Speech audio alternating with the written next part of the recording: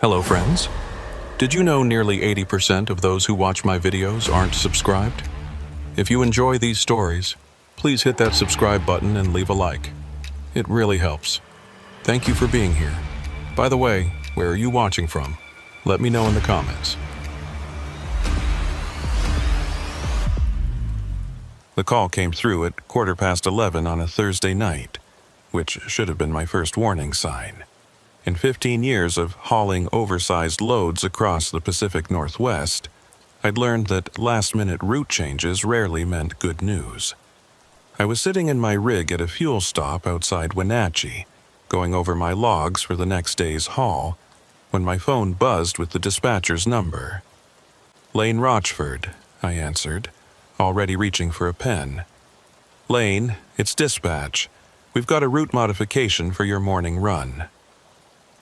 The voice belonged to someone I didn't recognize, which was unusual. Our company wasn't large enough that I didn't know most of the office staff by voice. "What kind of modification?"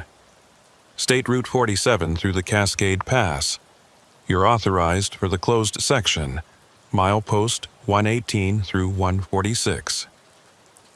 I set down my pen and stared at the phone. Route 47 had been shut down since February for emergency repairs after a mudslide took out a good chunk of the roadbed. It was now late September, and every trucker I knew avoided that corridor entirely. The detour added 2 hours, but nobody complained. Better 2 hours than driving on compromised infrastructure. "That road's been closed for 7 months, I said carefully. "I didn't hear anything about it reopening." "It hasn't, not officially. But your load needs to go through tonight. We've got special authorization from the DOT. You'll have a pilot car escort, full clearance. The paperwork's already filed." Something about this felt wrong in a way I couldn't immediately articulate. The load itself wasn't unusual.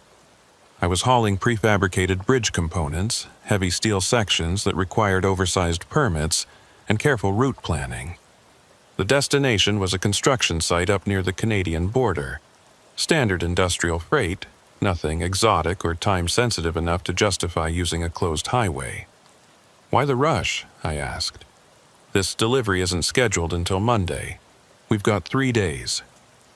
There was a pause on the other end, long enough that I thought the connection had dropped. "Lane, the authorization is only good for tonight. If we don't move it now, we lose the window and the whole project gets delayed by weeks. The client's already threatening penalties. I need to know if you're taking this run or if I need to find another driver." The implied threat was clear enough. Turn down a high-priority run and you might find yourself getting fewer calls. I'd built a reputation as someone who delivered on time, in any weather, on any road. That reputation kept me working when other drivers sat idle. "What about the pilot car?" I asked. "Who's running escort?" "Brenna Salvo. She's already at the staging area near the closure barriers. You'll meet her there at 0200 hours. I knew Brenna by reputation. She ran one of the better escort services in the region, professional and competent. If she'd agreed to this run, it couldn't be completely insane. "All right," I said finally. "Send me the route details and the authorization codes. I'll need to see the paperwork before I roll.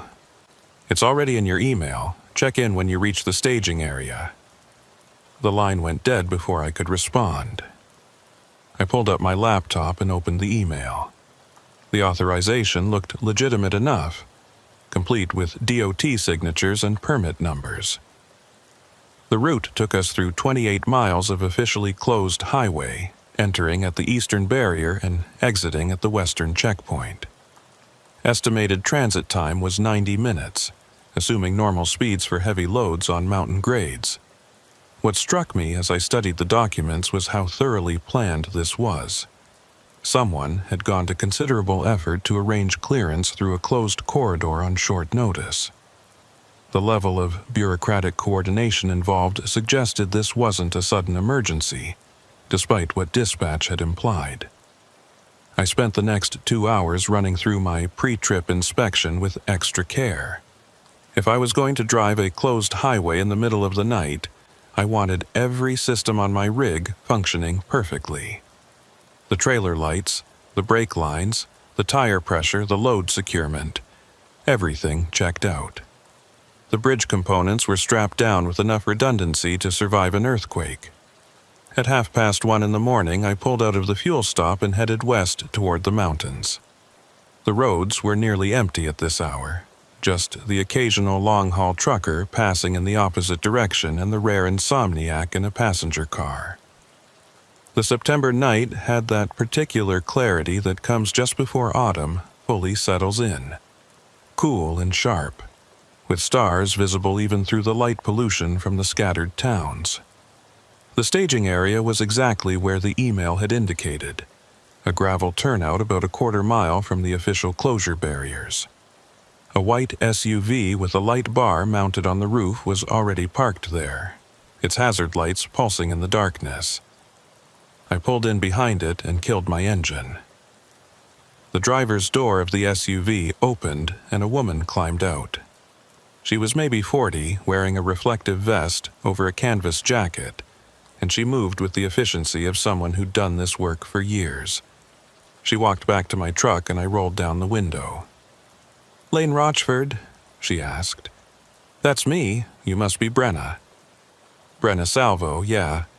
She handed me a clipboard with additional paperwork. "I need you to sign off that you've been briefed on the route conditions and understand this is a special authorization run." I scanned the document. It was mostly liability waivers and acknowledgement of the non-standard nature of the haul. I signed where indicated and handed it back. "Have you driven this route before?" I asked. "Before the closure, I mean." "Twice. Both times in daylight with normal traffic. This'll be my first time through the closed section." She paused, looking up at the dark mountains ahead. "DOT says the road's structurally sound. They just haven't finished the final resurfacing work. Why close it at all if it's sound?" She shrugged. "Bureaucracy, probably. Easier to close the whole section while they finish the project than deal with traffic control and reduced speeds." It made sense, in a tedious governmental sort of way, but I still couldn't shake the feeling that something about this run was off. "You get these kinds of jobs often?" I asked. "Middle of the night runs on closed roads." "First time," Brenna admitted. "But the money's good, and the paperwork checks out. Sometimes weird is just weird, you know? Not everything has to make sense." She had a point. I'd hauled enough unusual loads on enough odd schedules to know that logistics sometimes created strange situations. This might just be one of those bureaucratic accidents where the only way to resolve a scheduling conflict was to authorize something technically legal but practically bizarre. "All right," I said. "What's the protocol?" "I lead, you follow at 100-yard interval. We maintain radio contact on channel 12. There are 2 checkpoints along the route where we'll stop for visual confirmation that we're ASIA authorized. The barriers are manned even though the road's closed." "Who's manning them at 2 in the morning?" "DOT contract workers, according to the briefing. They're expecting us." Brenna returned to her SUV and I watched as she approached the first barrier. It was a standard highway closure setup. Concrete barriers arranged to block both lanes with a narrow gap on the shoulder that could be opened for authorized vehicles. As I watched, a figure in a reflective vest emerged from a small trailer parked beside the barriers. There was a brief conversation, some paperwork exchanged, and then the worker moved one of the barriers aside. Brenna's SUV rolled through the gap and I followed, keeping the prescribed distance. In my mirrors, I watched the worker replace the barrier behind us. Just like that, we were on a road that officially didn't exist for civilian traffic. The highway looked normal enough in my headlights. The pavement was smooth, recently resurfaced from what I could see. The center line and edge markings were fresh and bright. If this was an unfinished construction zone, it showed no obvious signs of incompletion. We climbed steadily into the mountains, following the curves that I vaguely remembered from years past when this had been an active route. The grade wasn't severe, maybe 6% at the steepest sections, easily manageable with my load. Brenna's SUV maintained a steady pace ahead, its taillights a constant reference point in the darkness.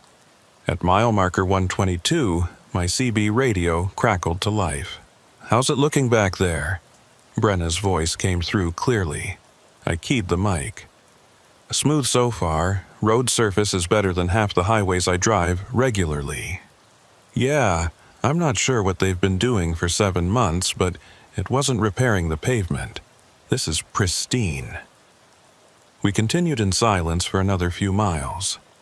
The night pressed in around us, thick and complete in the way it only gets in the mountains when you're far from any town. My headlights carved a tunnel through the darkness, illuminating the white lines and the occasional reflector post. But beyond that immediate circle of light, there was nothing. No other vehicles, no lights from distant buildings, nothing but the black shapes of trees and the darker mass of the mountains rising on either side. At mile marker 127, I noticed something that made me frown. A green highway sign indicating a rest area in 2 miles. I didn't remember a rest area on this stretch of Route 47, and my maps didn't show one. I made a mental note to ask Brenna about it at the next checkpoint. 2 miles later, the promised rest area appeared on the right. It was a standard layout: a small parking loop, some picnic tables, and a concrete building that probably housed restrooms. What was strange was that the facility looked maintained. The parking lot was clear of debris, the grass was cut, and there was even a security light illuminating the entrance. Brenna's SUV continued past without slowing, so I did the same. But the image stuck with me. A maintained rest area on a closed highway that had supposedly been out of service for 7 months. The CB crackled again. "Did you see that rest area?" Brenna asked. "I saw it. Wasn't expecting it." "Neither was I. It's not on my route maps." We drove another 5 minutes before Brenna spoke again. "Lane, I'm going to ask you something, and I want you to think carefully before you answer." "All right. Does any of this feel normal to you?" I considered my response. The question itself was significant. It meant Brenna was experiencing the same vague unease that had been building in me since we entered the closed section. "Not particularly," I said finally, "but I can't point to anything specific that's wrong. Same here. Perfect road, maintained facilities, but we're supposedly on a closed construction zone. And this is my 3rd escort run this week, and none of them have felt quite right." "What do you mean?" "Small things. Routes that don't match the paperwork. Checkpoints that aren't where they should be. Last Tuesday, I escorted a tanker truck through a section of highway that my GPS insisted didn't exist.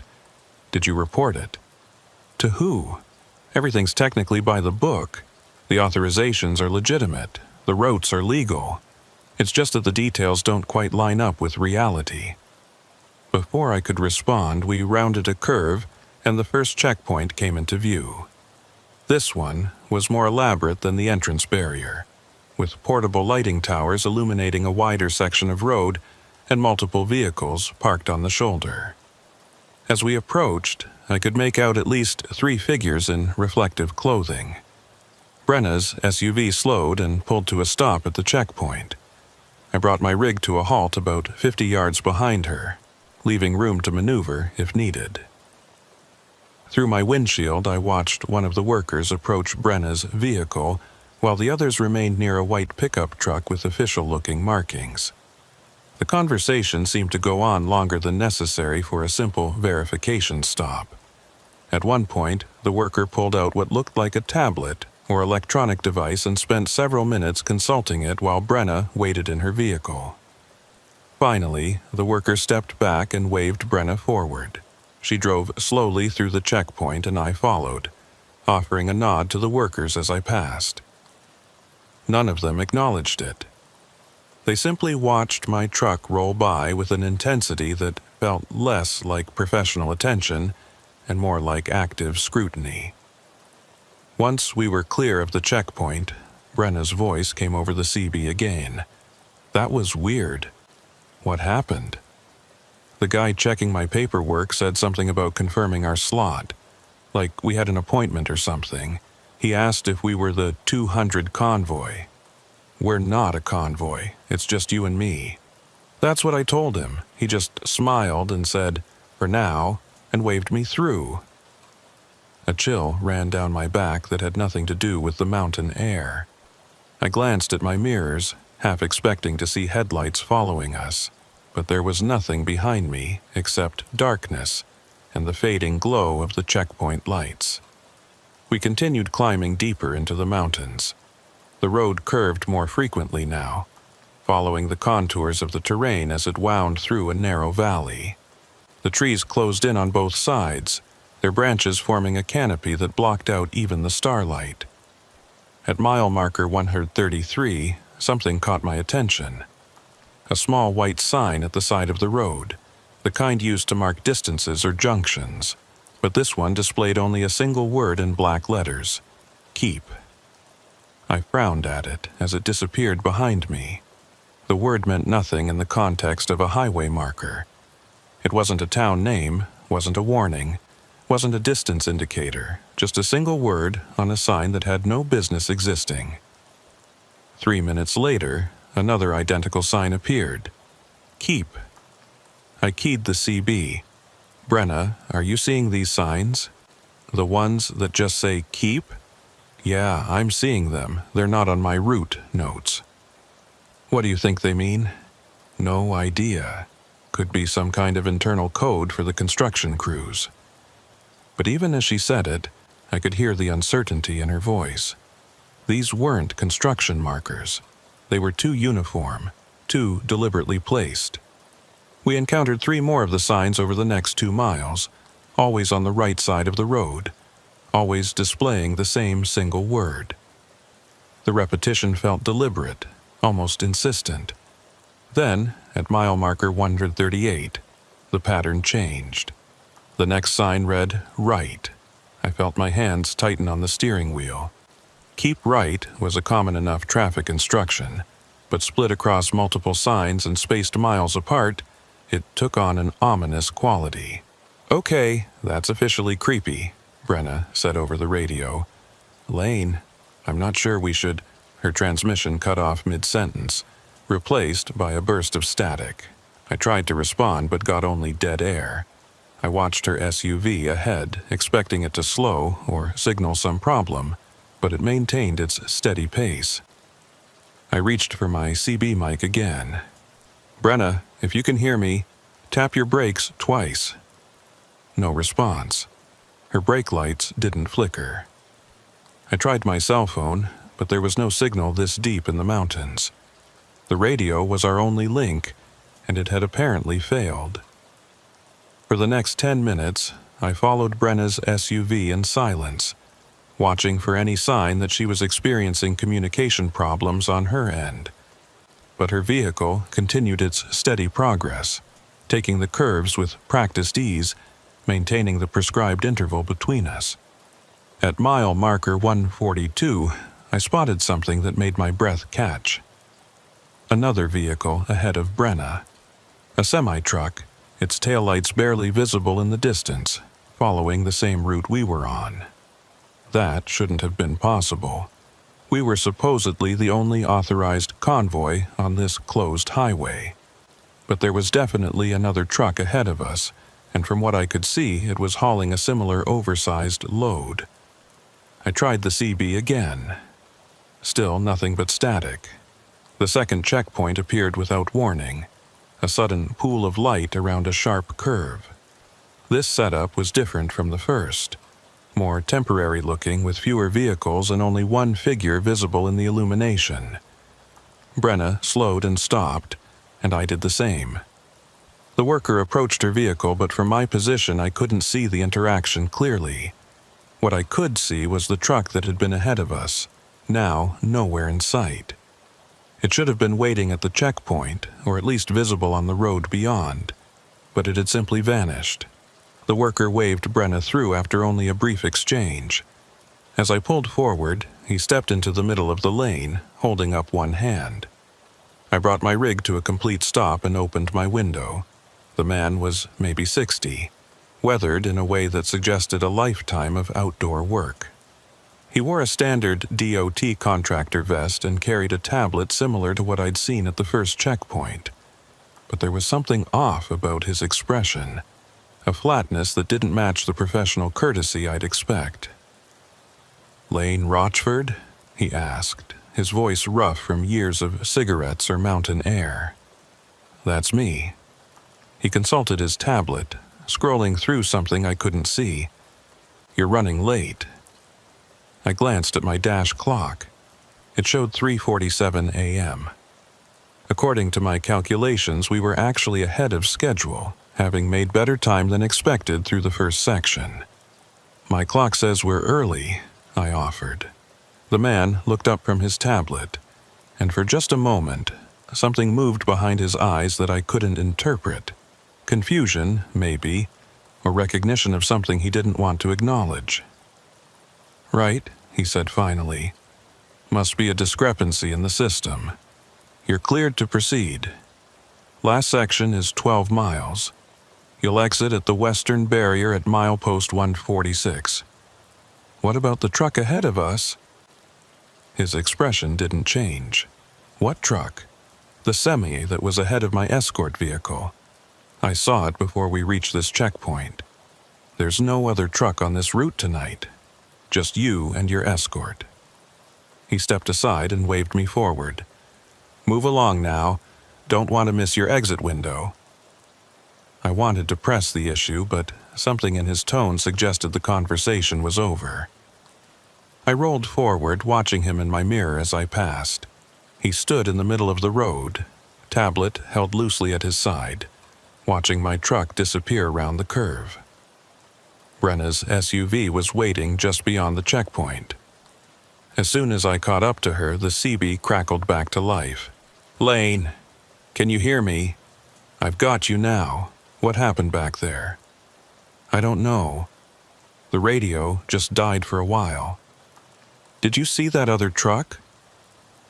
So she had seen it too. That was simultaneously comforting and disturbing. "I saw it," I confirmed. The checkpoint worker claimed there was no other vehicle on this route. He told me the same thing. "Lane, I think we need to just get through this last section and get off this highway. Something's not adding up." I couldn't have agreed more. The final 12 miles felt longer than the entire previous section. The road continued to climb, the curves becoming tighter and more frequent. The forest pressed in close on both sides, and in my headlights I occasionally caught glimpses of reflective eyes watching from the tree line. Deer or elk, probably, but in my current state of mind, they felt like sentinels marking our passage. At mile marker 144, my CB crackled with something that wasn't Brenna's voice. It was barely audible under layers of static, but I could just make out a single word, repeated 3 times. "Right, right, right." Then silence. "Did you hear that?" I asked over the radio. "Hear what?" "Someone else on this channel, saying right. Lane, there's nobody else out here. We've been through this." But I knew what I'd heard, and I was increasingly certain that Brenna was wrong. We weren't alone on this highway. The western barrier appeared at exactly milepost 146, just as promised. The setup was identical to the eastern entrance, concrete barriers with a gap on the shoulder and a trailer for the workers. Brenna approached first, and I watched as a figure emerged to move the barrier aside. She pulled through and I followed, and just like that, we were back on a normal highway. The change was immediate and disorienting. Suddenly, there were reflective signs marking speed limits and upcoming junctions, chevron markers on the curves, and in the distance, the faint glow of a town's lights. Brenna pulled over onto the shoulder about a half-mile past the barrier, and I stopped behind her. She got out of her SUV and walked back to my truck. In the glow of my headlights, I could see she looked shaken. "Tell me honestly," she said as I climbed down from the cab. "Did that feel like a normal escort run to you? Not even close."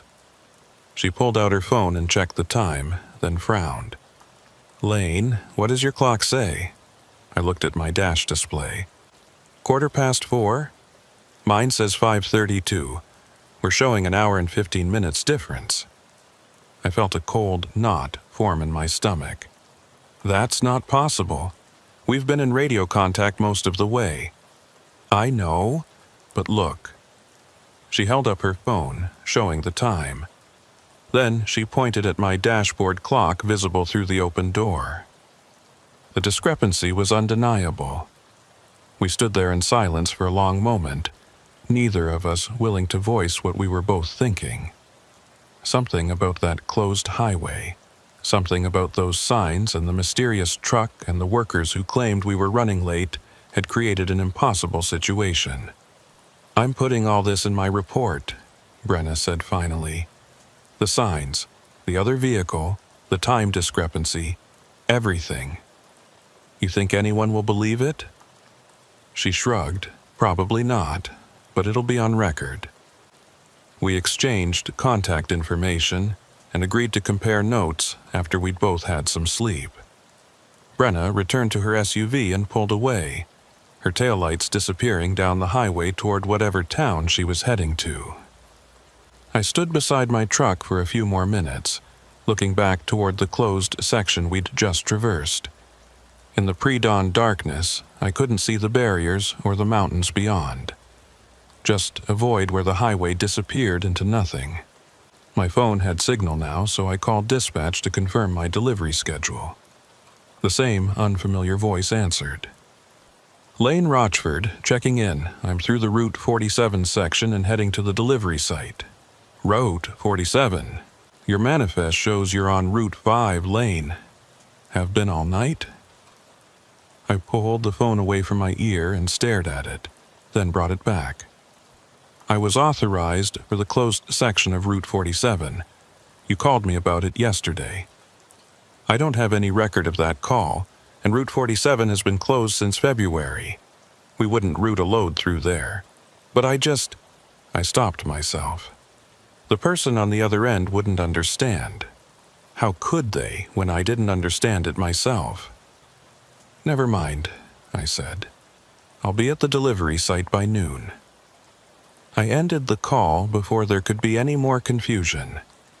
As I climbed back into my cab and prepared to continue the drive, I noticed something on the passenger seat that hadn't been there before. A small, white sign, the same type I'd seen along the closed highway. It displayed a single word in black letters: "Keep." I picked it up, turning it over in my hands. It was real, solid, undeniably physical. Proof that what we'd experienced had actually happened, even if nobody would believe it. I set it on the dash where I could see it and pulled back onto the highway. The sun was starting to lighten the eastern sky, painting the mountains in shades of gray and pink. In the growing light, everything looked normal and rational and explicable. But I kept that sign, and I kept checking my mirrors for the rest of the drive, half expecting to see headlights that shouldn't exist, following a route that officially wasn't there. I made the delivery on schedule, though schedule felt like a meaningless word after what had happened on Route 47. The construction foreman signed off on the bridge components without comment, his crew already positioning the crane to offload the steel sections. Everything was routine, professional, exactly as it should be. Nobody mentioned anything unusual about the delivery route or timing. I should have felt relieved. The job was done, the cargo delivered intact, my responsibility completed. Instead, I felt a persistent unease that followed me as I drove the empty rig back toward Wenatchee. The white sign with "Keep" written on it sat on my dashboard where I'd left it. Every few minutes I found myself glancing at it, confirming it was still there. Physical evidence that something had happened, even if the logistics of it made no sense. I stopped for fuel at a truck plaza around noon, parking in the far section where the big rigs clustered together. As I filled the tanks, another driver approached from the next pump over. He was older than me, maybe 60, with the kind of weathered face that comes from decades behind the wheel. "That's a nice rig you got there," he said, nodding toward my Peterbilt. "Haul oversized loads?" "Mostly," I replied. "Industrial equipment, construction materials, that sort of thing." He gestured toward the sign on my dashboard, visible through the windshield. "Where'd you pick that up? Looks like DOT surplus." I hesitated, unsure how much to say. "Found it on a job. Thought it was interesting." He studied it for a moment longer, then looked at me with an expression I couldn't quite read. "You run Route 47 recently?" The question hit me like cold water. "Why do you ask?" "Because I've got one just like that in my cab. Picked it up 3 months ago after a night run through the closed section. Nobody believes me when I tell them about it, so I stopped trying." I felt my pulse quicken. "You ran the closed section? With authorization?" "That's what they told me. Special permit, pilot car escort, the whole setup. Road was perfect, no sign of any construction. But there were those signs, 'Keep right,' scattered all along the route." He paused, watching my reaction. "And a truck ahead of us that shouldn't have been there." "Did your escort see it too?" "She did. Woman named Brenna something. Professional operator, not the type to spook easily, but she was rattled by the end of it. Brenna had run this route before. Multiple times, she'd said, and she'd experienced the same anomalies each time." "What happened after?" I asked. "Did you report it?" The old driver shook his head. "Tried to. Dispatch had no record of authorizing the route. The DOT claimed they hadn't issued any special permits for that section. According to the official paperwork, I spent that night on Route 5, same as always." He tapped the fuel pump as it clicked off. "But I know what I saw, and I know what that road felt like. Wrong, somehow, like driving through a place that was only pretending to be a highway." He finished fueling and nodded a farewell before returning to his truck. I watched him drive away, then looked again at the sign on my dashboard. How many other drivers had been through that closed section? How many had their own unexplainable experiences that existed in the gap between what happened and what could be proven? I finished fueling and went inside to grab food and use the facilities. The truck plaza had the usual amenities: a diner, a small convenience store, showers, and a driver's lounge with worn furniture and a television playing the news on low volume. 3 other drivers occupied the lounge, nursing coffee and killing time between runs. I recognized one of them vaguely, probably had seen him at other stops along my regular routes. As I poured myself coffee from the communal pot, their conversation drifted over. "Heard they're opening Route 47 again next month," one was saying. "About time. That detour adds 2 hours. "They won't open it," another replied. "My brother works for the State Transportation Department. Says there's some kind of dispute about the repairs, environmental concerns or something. So why run convoys through it at night? I've heard at least 4 drivers mention getting called for special authorization runs in the past 6 months." I turned toward them, coffee cup in hand. "You know, drivers who've been through the closed section." The 3 men looked at me with varying degrees of interest. The one who'd mentioned the convoys nodded. "Sure, it's becoming a regular thing apparently. Last-minute calls, night runs, pilot car escorts. Always the same setup." "What else did they say about it?" He shrugged. "Not much. Most guys don't want to talk about it." But I get the sense something about those runs bothers people. Little things that don't add up. Like what? Time discrepancies. Signs that shouldn't be there. The feeling that you're not alone on the road even when you should be. He studied me over the rim of his coffee cup. You run it recently? Last night. And? I hesitated, then decided there was no point in hiding it from people who already understood. Everything you just described. Plus a truck ahead of us that the checkpoint workers claimed didn't exist. One of the other drivers, who'd been silent until now, spoke up. Did your escort lose radio contact for a while? Yeah, about 10 minutes of dead air, then it just came back. Same thing happened to a friend of mine. He said it was like the road didn't want them talking to each other. Wanted them isolated. The driver set down his coffee and stood. My advice? Don't take another run through there if they offer it. Whatever's happening on that closed highway, it's not right. He left the lounge, and the conversation moved on to other topics. I drank my coffee in silence, thinking about everything I'd heard. A pattern was emerging, and it was deeply unsettling. This wasn't an isolated incident. Drivers had been experiencing the same phenomena on Route 47 for months, maybe longer. And yet officially, none of it was happening. The road was closed, the permits didn't exist, the experiences couldn't be verified. I pulled out my phone and tried calling Brenna.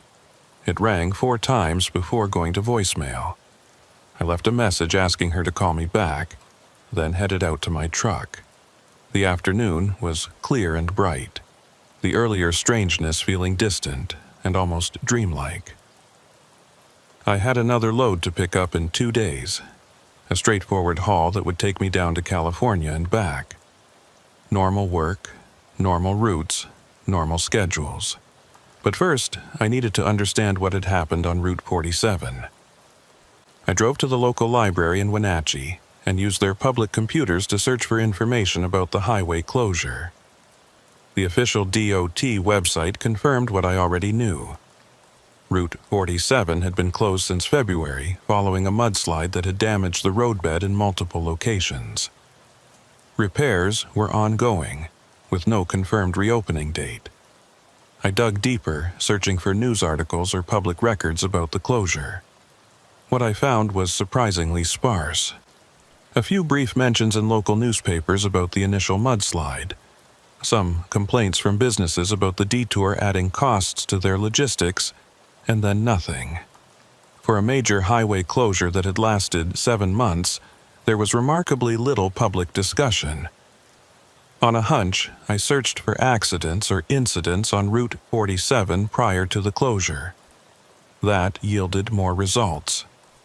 Over the previous 5 years, there had been an unusual number of single-vehicle accidents on the closed section.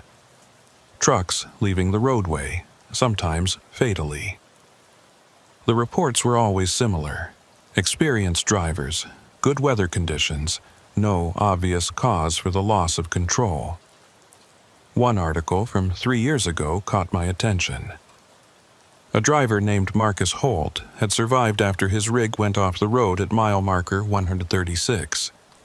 In his statement to police, he claimed he'd been following another truck that suddenly disappeared, causing him to brake hard and lose control on a curve. Investigators found no evidence of a second vehicle. Mile marker 136.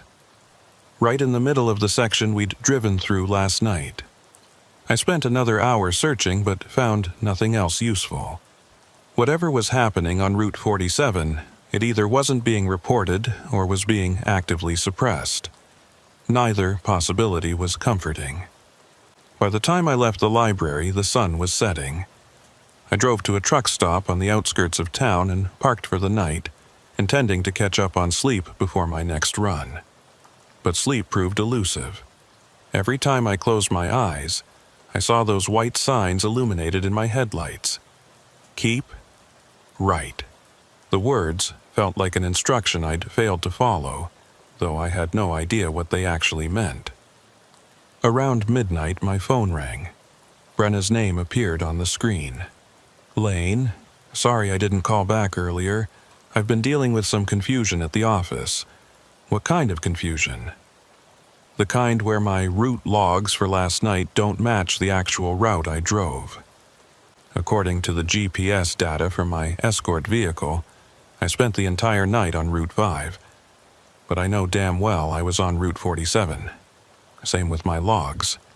Dispatch claims they have no record of authorizing that run. Brenna was quiet for a moment. Lane, I need to tell you something. This wasn't my first time through that section. It was my fourth, and each time it's been stranger than the last. The old driver at the fuel stop said the same thing. Said you'd escorted him through there months ago. Probably did.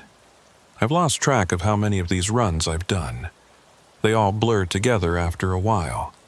But there's a pattern to them. They always happen at night. They're always last-minute authorizations, and they always involve loads that need to go through that specific section, even though the detour would work just fine.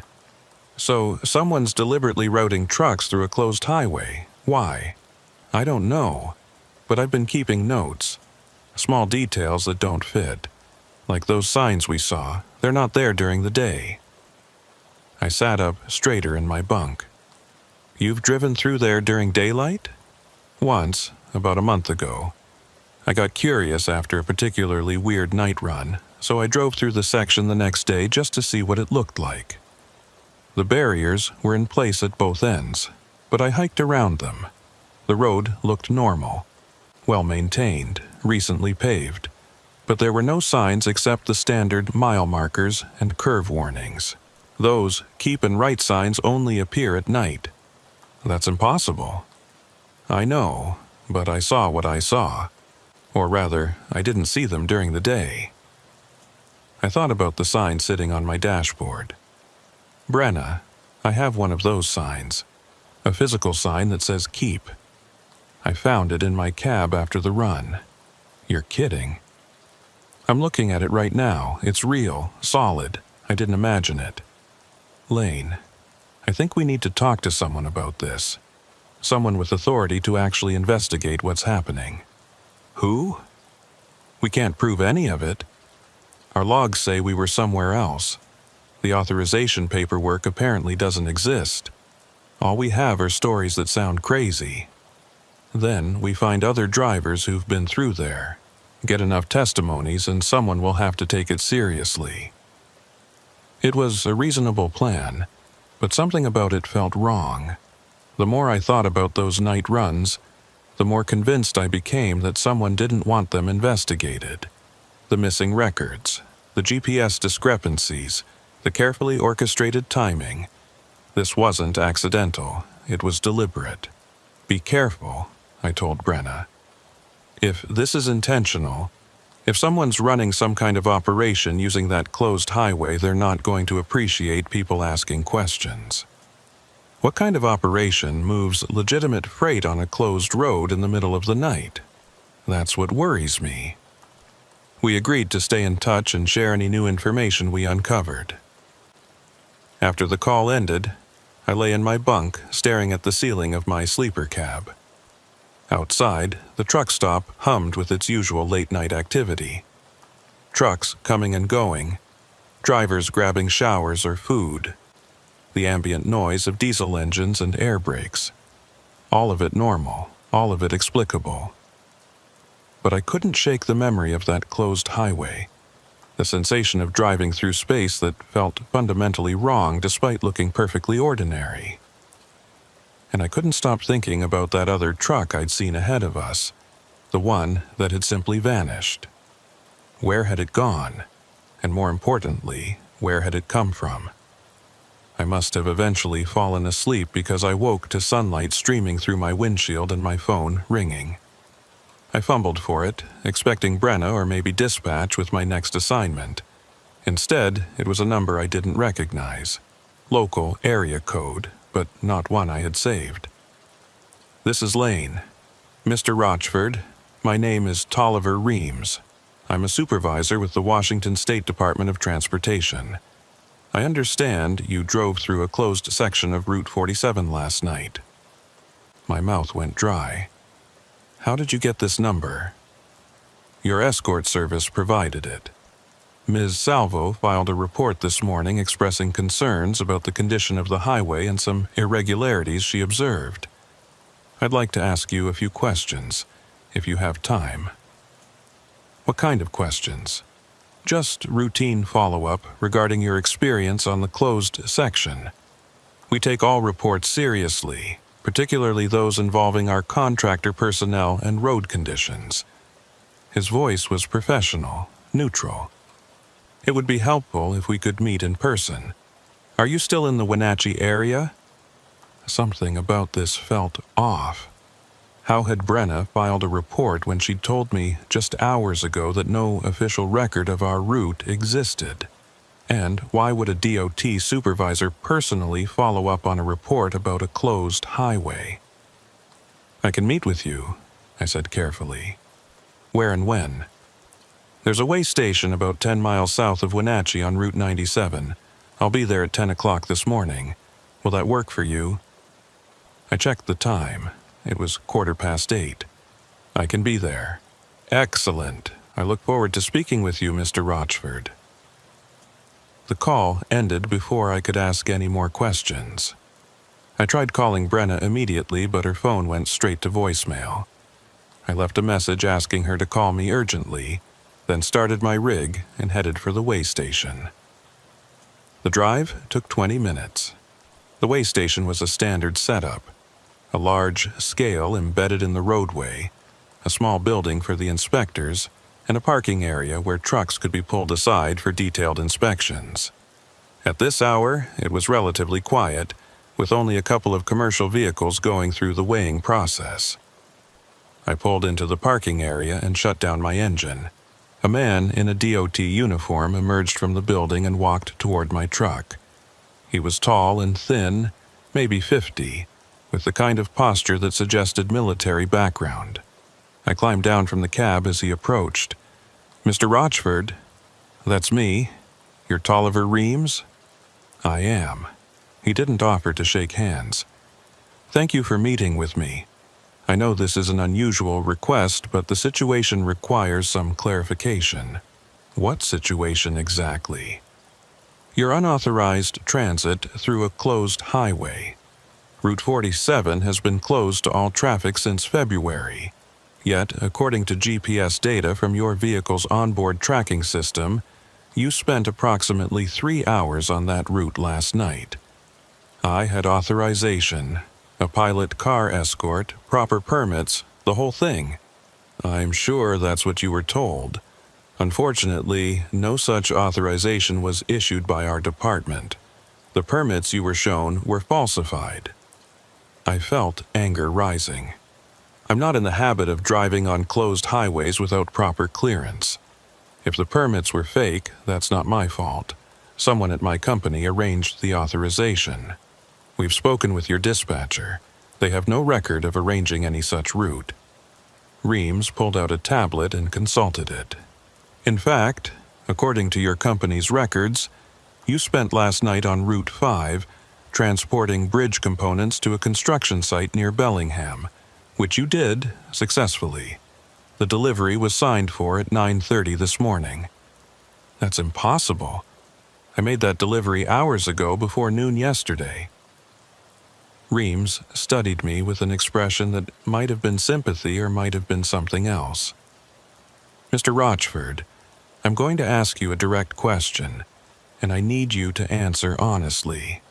Have you been experiencing any unusual stress lately? Problems sleeping, perhaps? Gaps in memory? You think I imagined this? I think you've been driving long hours in difficult conditions. It's not uncommon for fatigue to create confusion about routes and timing. Your delivery was completed successfully, you're not in any trouble, and there's no evidence you were actually on Route 47 last night. The simplest explanation is that you're misremembering the sequence of events. I have physical evidence. A sign from that road. May I see it? I climbed back into my cab and retrieved the white sign from the dashboard. When I handed it to Reams, he examined it briefly, then handed it back. This is a standard DOT marker. They're used on active highways throughout the state. You could have picked this up anywhere. But I didn't. I found it in my cab after driving through Route 47. Reams closed his tablet and fixed me with a steady gaze. Mr. Rochford, I'm going to give you some advice. Whatever you think happened last night, I suggest you let it go. The road was closed, you have a successful delivery on record, and there's no evidence of any irregularities.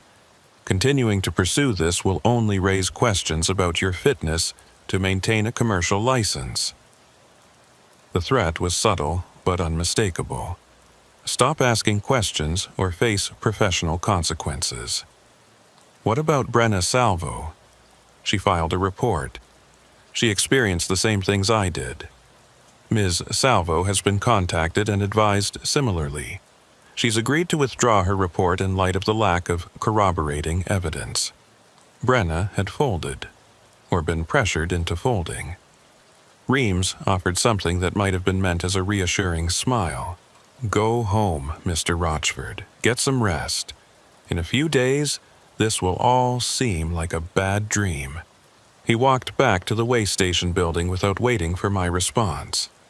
I stood beside my truck, holding the white sign, feeling like I'd just been warned off from something much bigger than a simple bureaucratic mix-up. I tried calling Brenna again. This time, she answered on the first ring.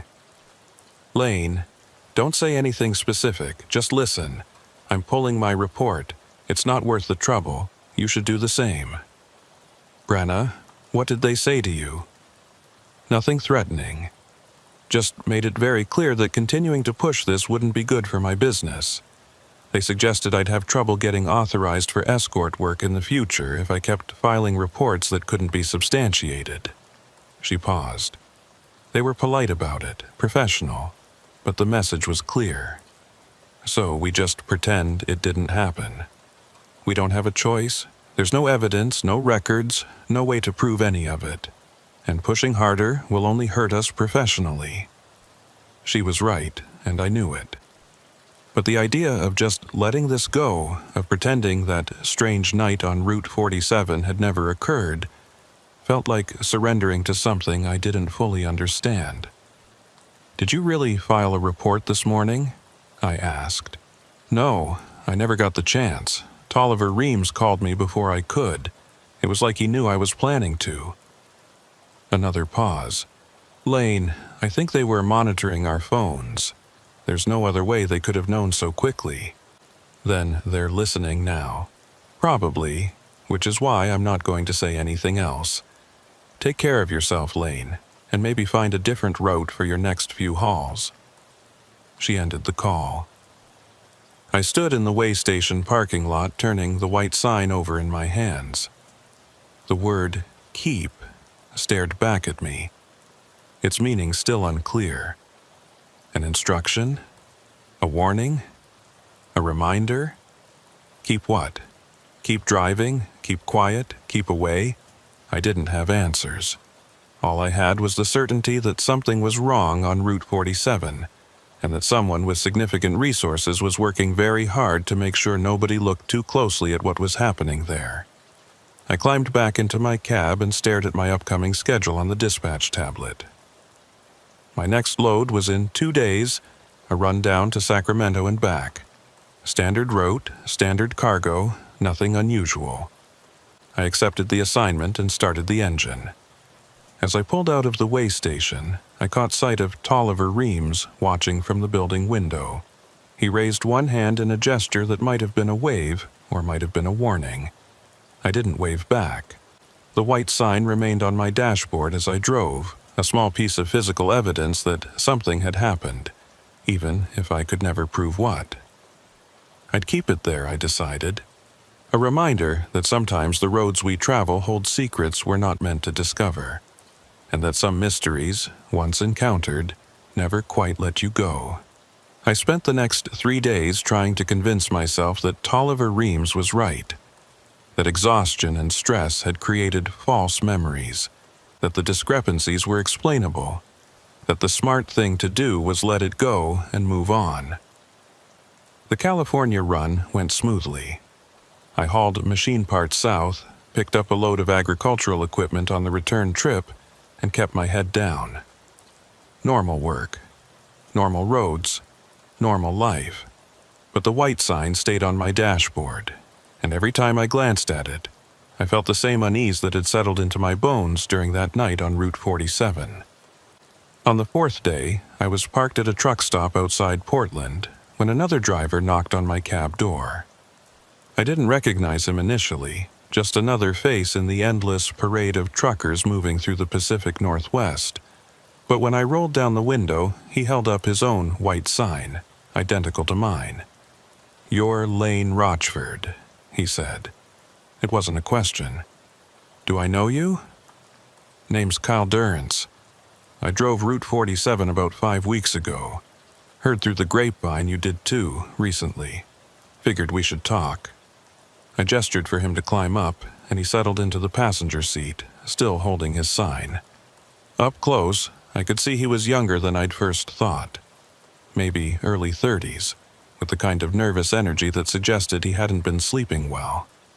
"How did you find me?" I asked. "Wasn't hard. Truckers talk. Word got around that someone else had driven the closed section and actually admitted it. Most guys who've been through there won't say a word about it." He set his sign on the dash next to mine. "But I need to know I'm not crazy, so I tracked you down. What happened on your run?" "Same as yours, probably. Late night authorization, pilot car escort, road that looked perfect despite being officially closed for repairs. Signs that said, 'keep' and 'right'. A truck ahead of us that shouldn't have been there." He paused, and time that didn't work right. I lost almost 2 hours somewhere on that highway. My GPS said I was moving the whole time, but when I came out to the other end, more time had passed than it should have. "Did you report it?" "Tried to. Got the same response you probably did. No record of authorization, no evidence it happened, strong suggestions that I was imagining things or needed to take a break from driving."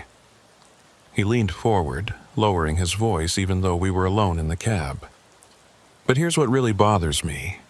About a week after my run, I started getting calls. Wrong numbers, supposedly, but they'd ask for me by name, then hang up when I answered. Like someone was checking to make sure my phone still worked." "You think they were monitoring you?" "I know they were, because 3 weeks ago, I got pulled over by State Patrol for a random inspection. Nothing wrong with my rig, all my paperwork was perfect, but they went through everything. And when they were done, the trooper made a point of mentioning that it's important to stay on authorized routes. Said there had been reports of commercial vehicles on closed highways, and that anyone caught doing that would face serious penalties. But your records showed you were never on Route 47. "Exactly. So why the warning?" Kyle picked up his sign and turned it over in his hands. Someone wanted me to know they were watching. Wanted me to understand that even though officially nothing happened, they knew what I'd seen, and they wanted me to keep quiet about it. I thought about my own phone calls since the run. Nothing overtly suspicious, but now that Kyle mentioned it, there had been a few hang-ups. Numbers that didn't leave voicemails. Small things I'd dismissed as spam or misdialed calls. "Have you talked to other drivers?" I asked. "Found out how many people have been through there?" "A few, but most won't admit it, even to another trucker. The ones who will talk all have the same story. Night runs, missing time, strange signs, vehicles that vanish. And all of them got the same message afterward. Forget about it or face consequences." "What about the escort drivers?" "I tried tracking down mine. Company claims she never worked for them. Her phone number doesn't connect anymore." Kyle's expression darkened. "It's like she never existed." We sat in silence for a moment, the weight of his words hanging between us. Brenna had withdrawn her report and stopped answering my calls after that last conversation. I'd assumed she was just being cautious, protecting her business. But what if it was more than that? There's something else, Kyle continued. I've been doing some research. Route 47 has been closed 4 times in the past 10 years. Different reasons each time. Mudslides, bridge repairs, road surface problems. But here's the thing. Each closure lasted between 6 and 9 months, and during every closure, there are truckers who claim they were authorized to drive through at night. How many closures are we talking about? 4 that I can confirm. February 2015 to August 2015. November 2016 to June 2017. March 2019 to October 2019. And now this one, starting February of this year. He pulled out his phone and showed me a document he'd compiled. I've talked to at least 2 drivers from each previous closure. They all experienced the same things we did. I studied the timeline. The pattern was undeniable. Roughly every 2 to 3 years, Route 47 would close for an extended period, and during those closures, unauthorized night convoys would run through the supposedly impassable section. Why? I asked. What's the purpose? That's what I've been trying to figure out. The loads are legitimate. The deliveries actually happen.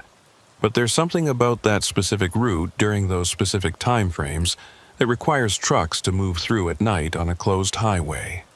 Could it be some kind of smuggling operation? Maybe. But we're hauling normal freight. I've checked my manifests against what was actually delivered. Nothing missing, nothing added. Whatever's happening, it doesn't seem to involve the cargo itself. I thought about that for a moment. If it wasn't about the cargo, what was it about? The trucks? The drivers? The road itself? Have any of the drivers from previous closures experienced anything after their runs? I asked. Long-term effects? Kyle's expression turned grim. 2 of them are dead. The words hit me like a physical blow. What?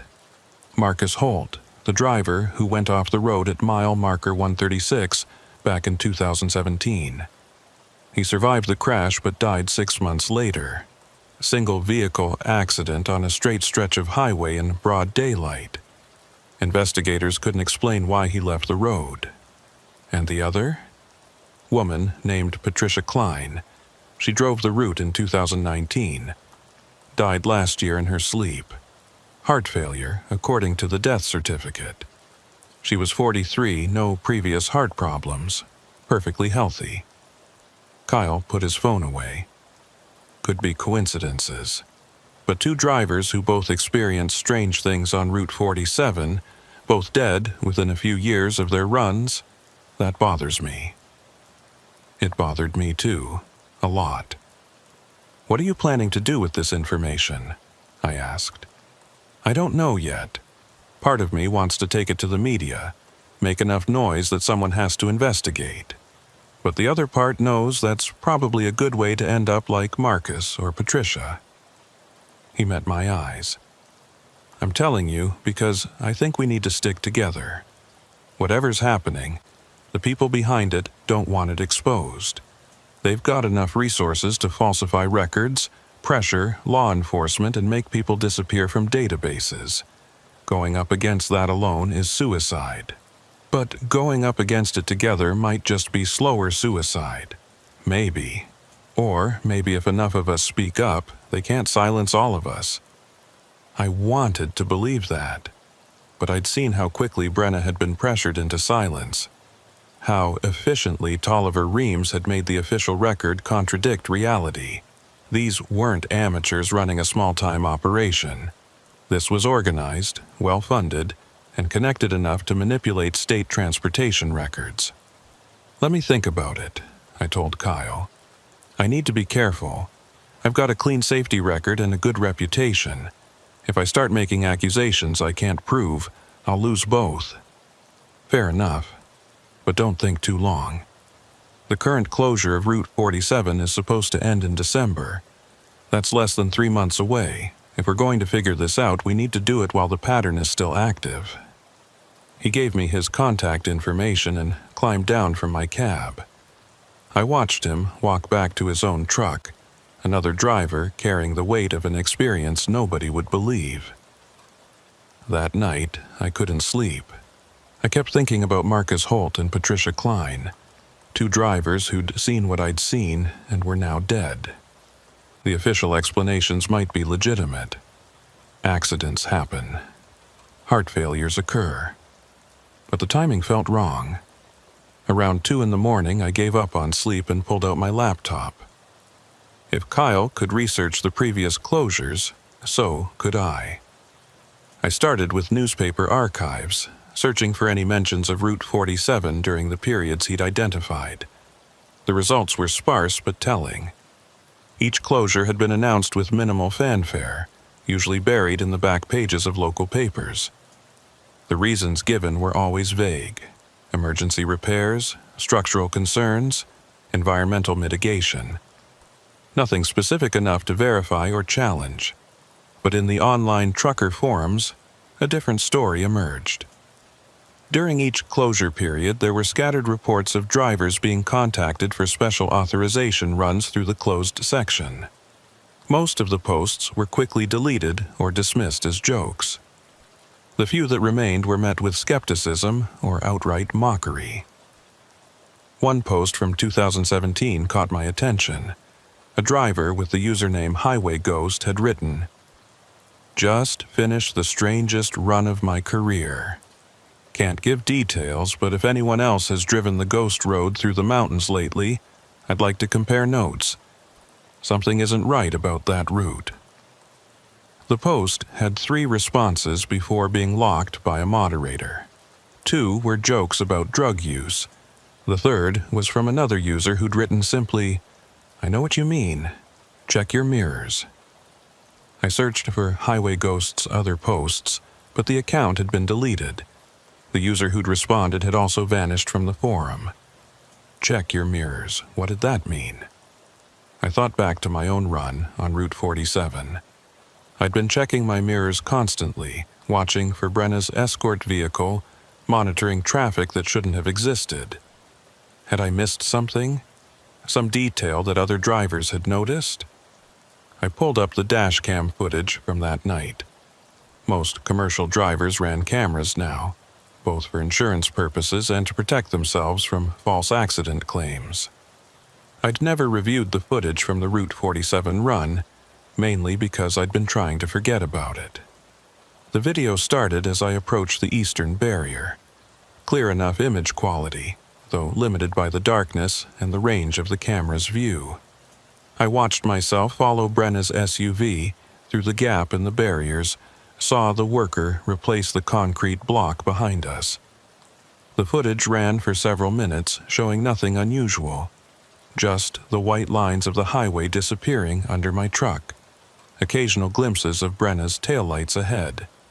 Then, at the timestamp corresponding to mile marker 124, something appeared in the upper left corner of the frame. Headlights. Far behind me, barely visible at the edge of the camera's range.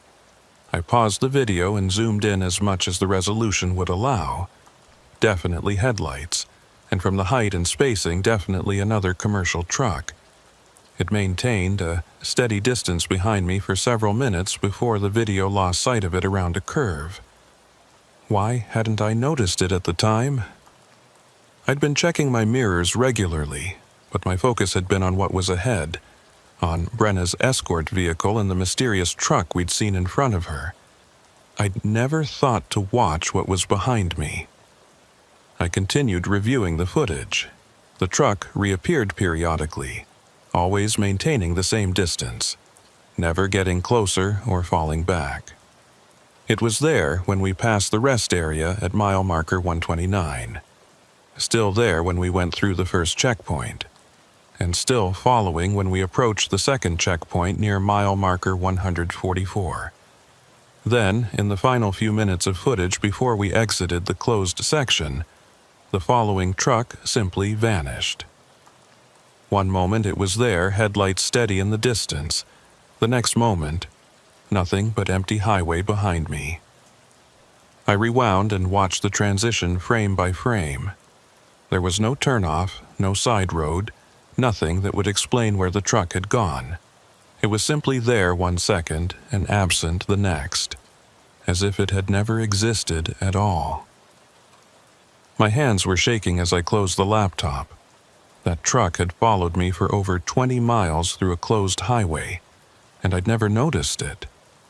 More disturbing, it had disappeared without any logical explanation. Check your mirrors. Now I understood what that deleted forum post had meant. We'd all been so focused on the strange things ahead of us, the signs and the vanishing vehicles in front, that we'd missed what was behind us, following us, watching us. I tried to sleep, but couldn't.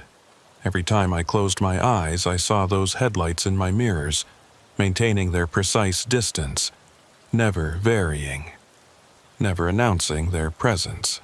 At dawn, I called Kyle. He answered on the second ring, sounding as awake and stressed as I felt.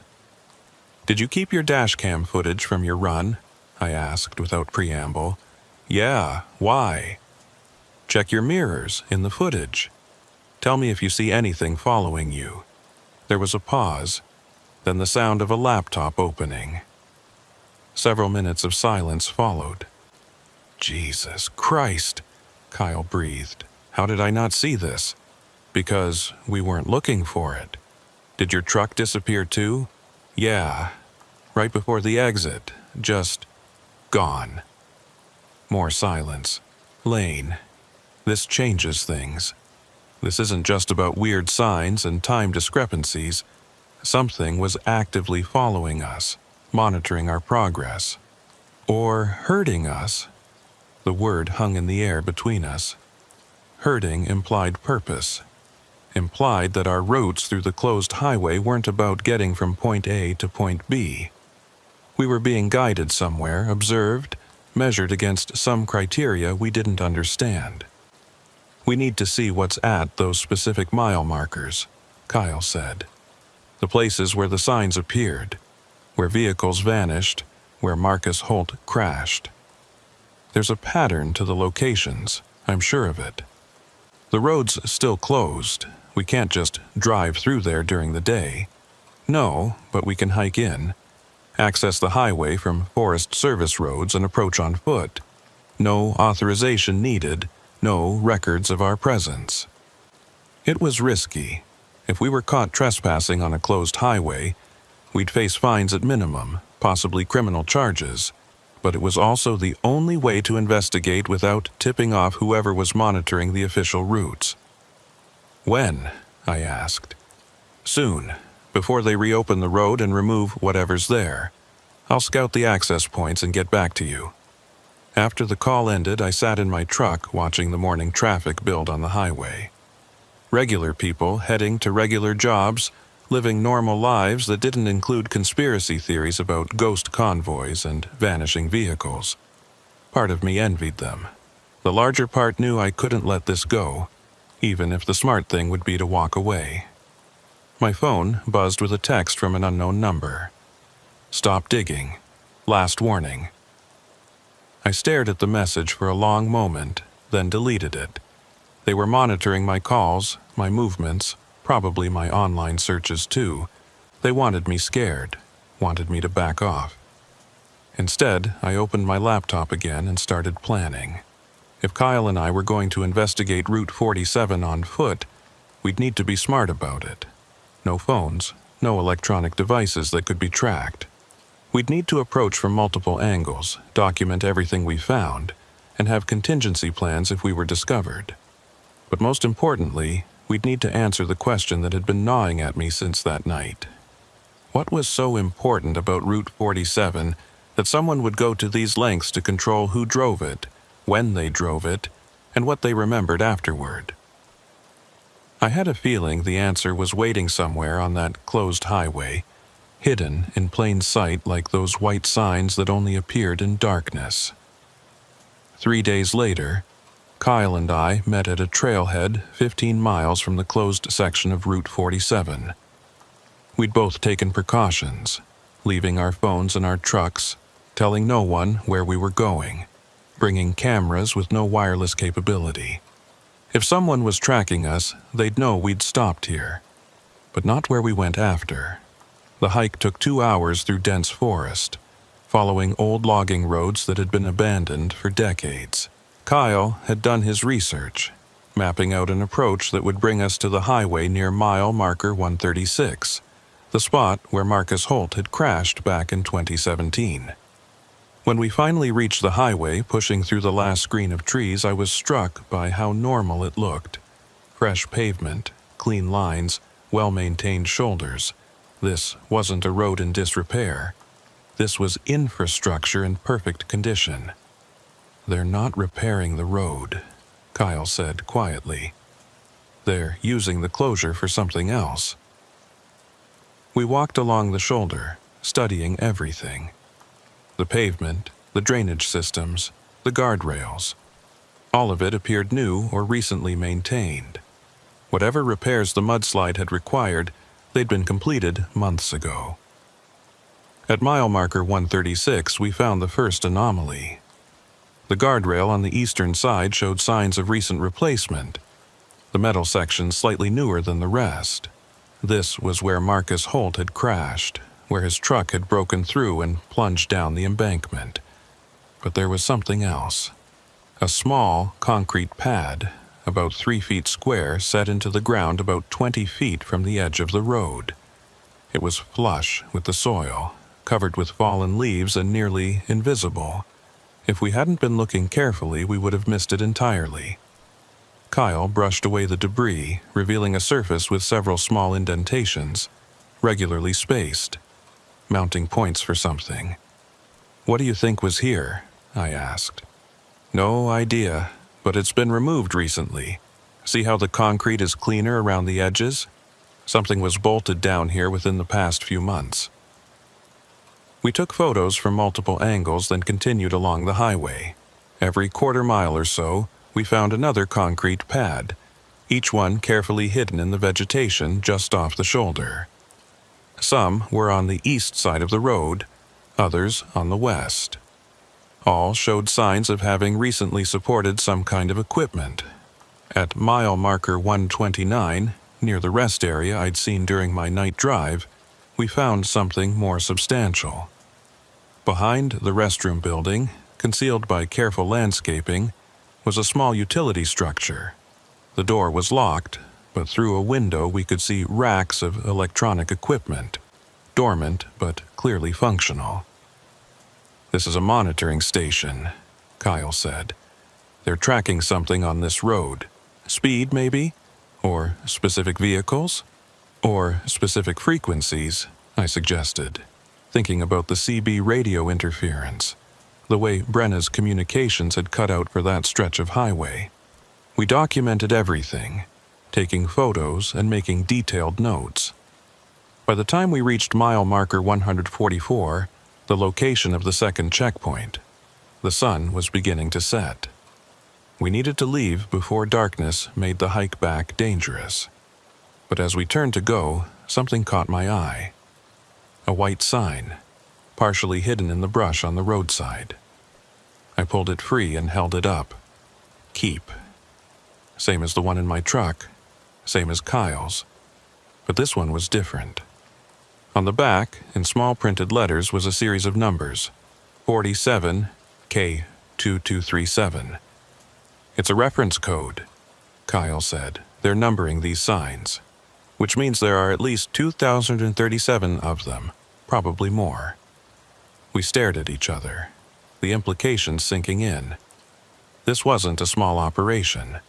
This was extensive, organized, and had been running for years.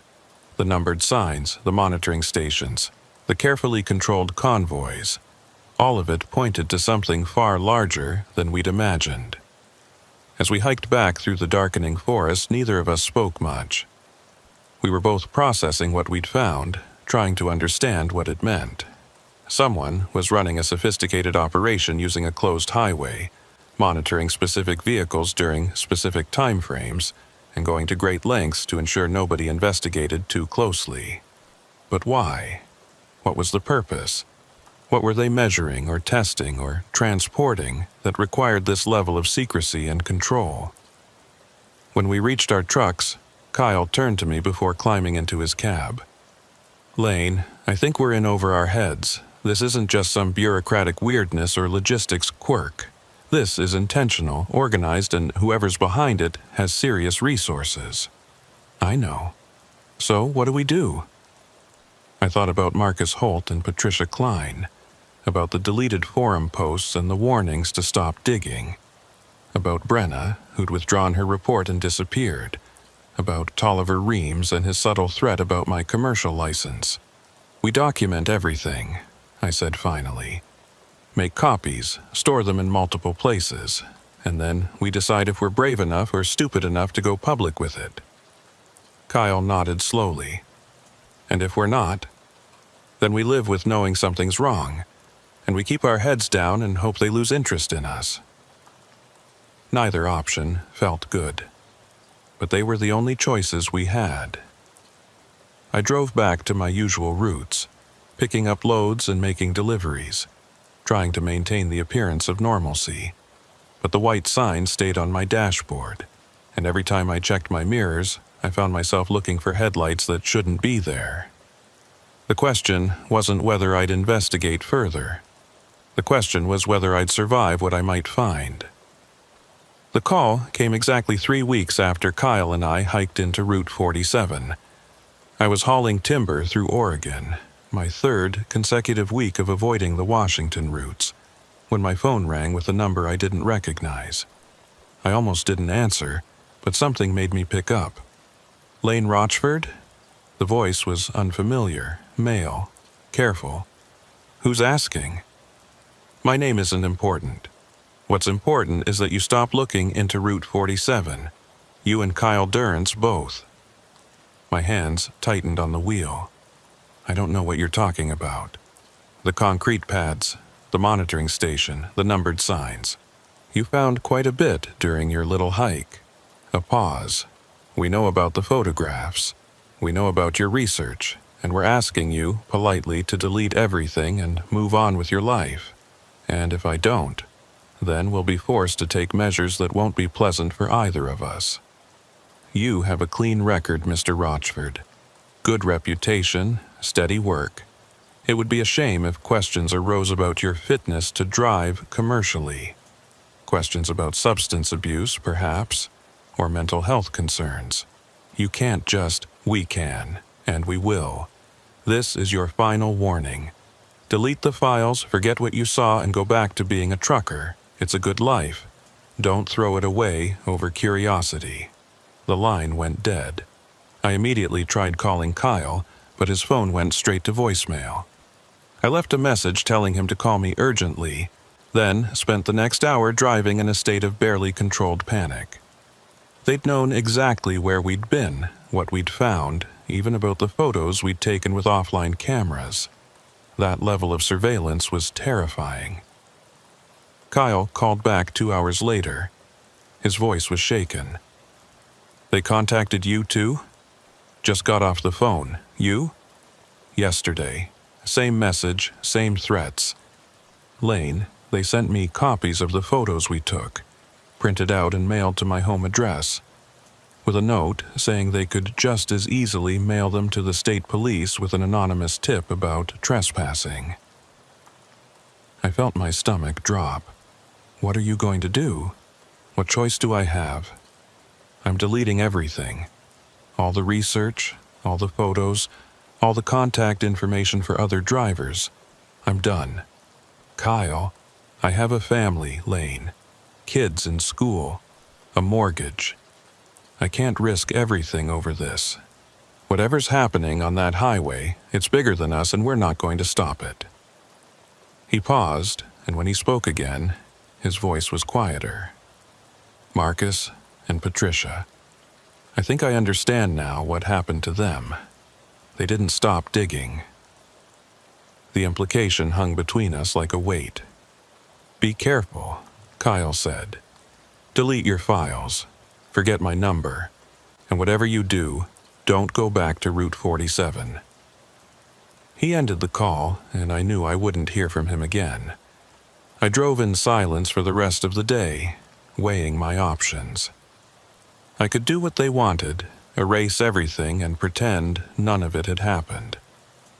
It was the safe choice, the smart choice. Or I could push forward, knowing it might cost me my career, or worse. That night, parked at a rest stop in Southern Oregon, I made my decision. I copied all my files onto 3 separate USB drives, mailed 2 of them to addresses only I knew about, and kept the third hidden in my truck. Then I deleted everything from my laptop and phone, just as they'd demanded. But I didn't forget. And I didn't stop paying attention. Over the next month, I kept my head down and my routes normal. I hauled loads up and down the West Coast, avoiding Washington entirely. I didn't research Route 47, didn't contact other drivers, didn't give any indication that I was still thinking about what I'd seen, but I was. Every day, every mile, I was thinking about it. And I was noticing things, small things, patterns, certain trucks that appeared repeatedly at different stops, always maintaining distance, never making contact.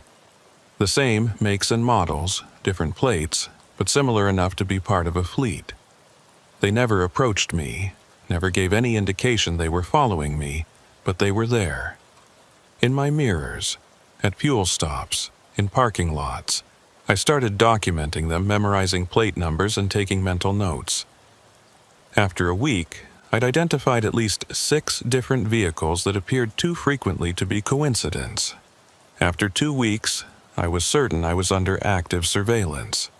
They were watching me, making sure I kept my word, making sure I stayed away from Route 47. Which is exactly why, in the 3rd week of November, I accepted a load that would take me back through Washington. The call from dispatch was routine. They needed someone to haul construction equipment from Portland to Spokane, leaving in 2 days.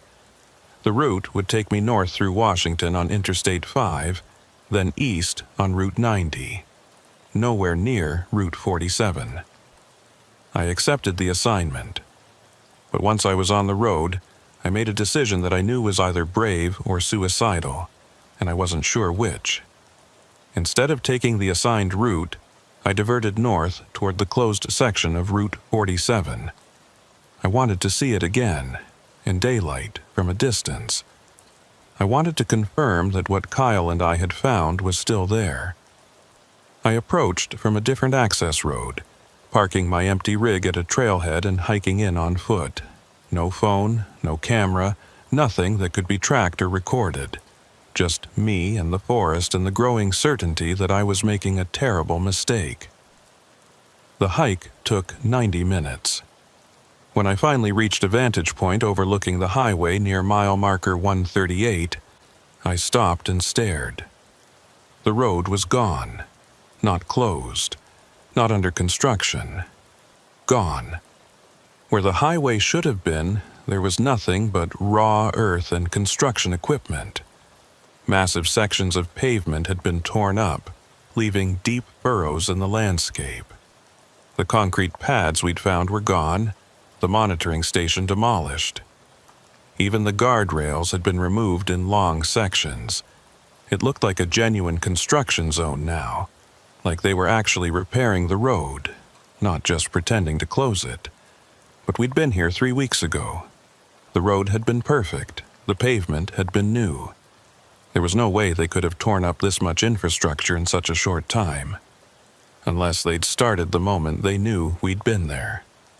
The moment they knew someone had documented the truth. I stood at the edge of the trees, watching construction workers operate heavy machinery in the distance.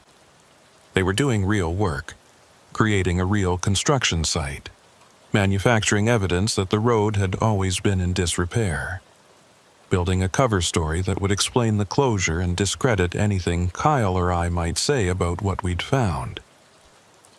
I turned to leave, and that's when I saw him. A man in a DOT vest, standing at the far edge of the construction zone, looking directly at me. Even from 100 yards away, I recognized him. Tolliver Reams.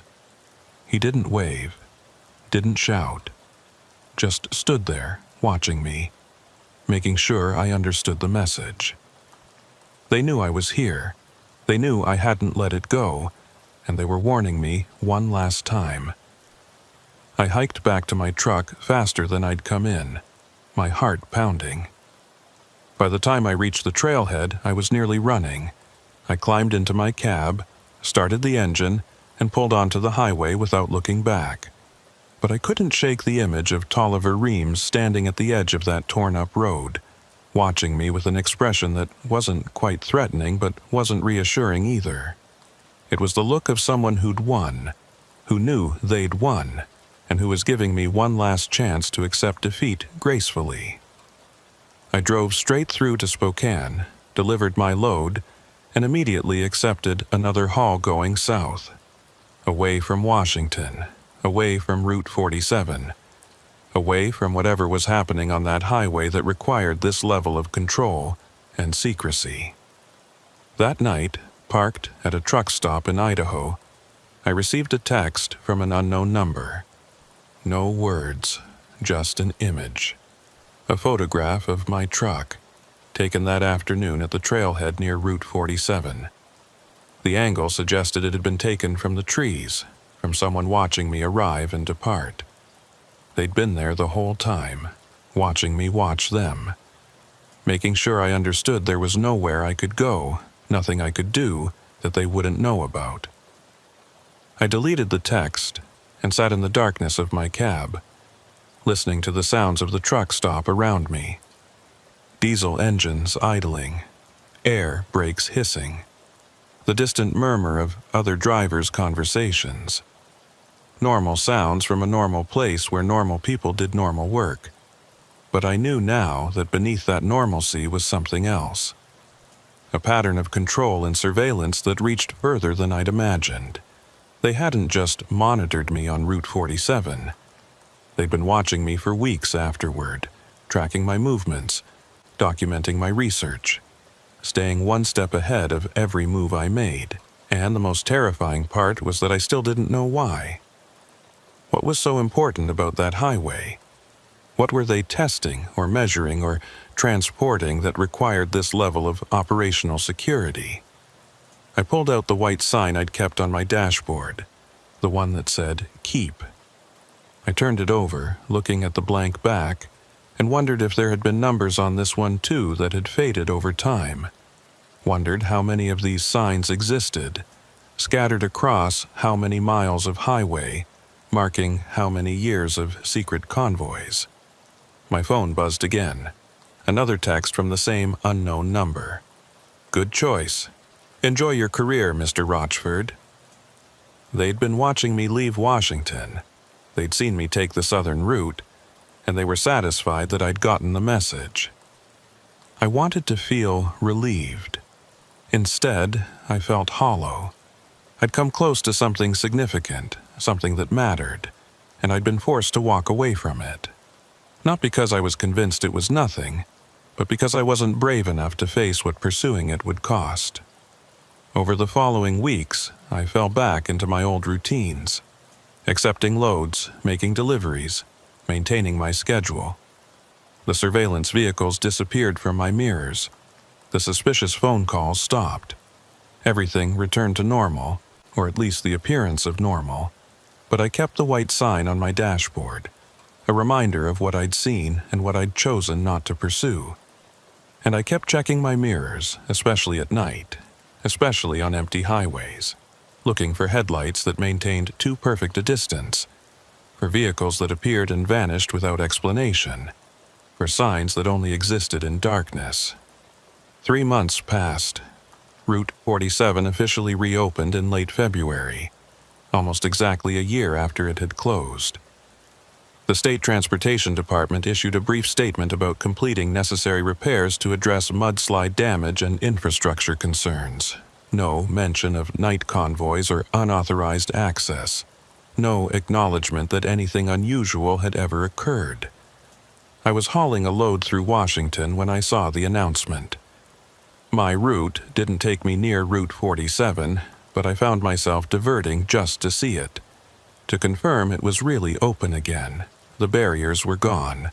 Traffic flowed normally in both directions. The construction equipment had vanished, replaced by fresh pavement and new guardrails. Everything looked perfect, professional, exactly as a reopened highway should look. I pulled over at the rest area near mile marker 129, the one I'd seen during my night run almost 6 months earlier. In daylight, it looked completely ordinary. Clean facilities, maintained grounds, a few other vehicles parked for breaks. Nothing sinister or strange. I walked to the restroom building and around to the back, where Kyle and I had found the monitoring station. The structure was gone. No trace of it remained, just landscaping and an empty space that could have been anything. As I stood there, another truck pulled into the rest area. I watched it park, watched the driver climb down and stretch, watched him walk toward the facilities. He moved with the casual confidence of someone on a routine stop, someone who'd never experienced anything unusual on this road. Maybe he hadn't. Maybe whatever had been happening here was over now, concluded, or moved elsewhere, or simply stopped for reasons I'd never understand. Or maybe he had experienced it, and like me, he'd chosen to keep quiet, to accept the official story and live with the weight of unexplained memories. I returned to my truck and pulled back onto the highway. Route 47 stretched ahead of me, perfectly normal in the afternoon light. Cars and trucks moved at standard speeds. The pavement was smooth. The signs were exactly where they should be, displaying the information they were supposed to display. But as I drove, I couldn't help noticing small things. A concrete pad visible in the brush at mile marker 132, partially concealed but still there. Fresh asphalt at mile marker 136 that was slightly different in color from the surrounding surface. A utility access panel at mile marker 144 that seemed newer than it should be. Details that might mean nothing, or might mean everything. I drove through the entire closed section without incident, emerging at the western end where I'd exited that night 6 months ago. Everything was normal. Everything was explicable. Everything made sense. But in my mirrors, I caught sight of a truck that had been behind me since I'd entered the Route 47 section, maintaining a steady distance, never getting closer, never falling back. The same behavior I'd seen in my dash cam footage from that night drive. I watched it for the next 20 miles. It stayed there, constant and unwavering, until I exited onto a different highway. Then it continued straight, disappearing into the flow of traffic as if it had never been following me at all. Maybe it hadn't. Maybe I was seeing patterns where none existed, reading significance into ordinary coincidence. Or maybe they were still watching, still monitoring, still making sure that drivers who'd seen too much understood the consequences of talking. That night, I parked at a truck stop and checked my phone. There was a message from a number I didn't recognize, sent hours earlier while I'd been driving through Route 47. "Welcome back," it said. Nothing more. They'd known I was there, known I'd diverted from my assigned route, known I'd stopped at the rest area and looked for the monitoring station. And they wanted me to know they knew. I deleted the message and sat in the darkness of my cab, thinking about Marcus Holt and Patricia Klein, about Kyle, who'd deleted everything and disappeared from my life, about Brenna, who'd withdrawn her report and stopped answering calls, about all the other drivers who'd experienced something strange on Route 47 and chosen to stay silent rather than risk what speaking up might cost. We were all out here, scattered across the highways of America, carrying our unexplained memories and our unanswered questions, connected by an experience we couldn't prove and wouldn't discuss, isolated by our knowledge of something that officially never happened. The white sign still sat on my dashboard. The word keep facing me like an instruction I'd never fully understood. Keep driving, keep quiet, keep pretending everything was normal. I started my engine and pulled back onto the highway. Ahead of me, the road stretched into darkness, disappearing beyond the reach of my headlights. Behind me, in my mirrors, I could see the lights of other trucks following their own routes to their own destinations. And somewhere among them, I knew, were the vehicles that watched and followed and made sure that secrets stayed secret. I'd made my choice.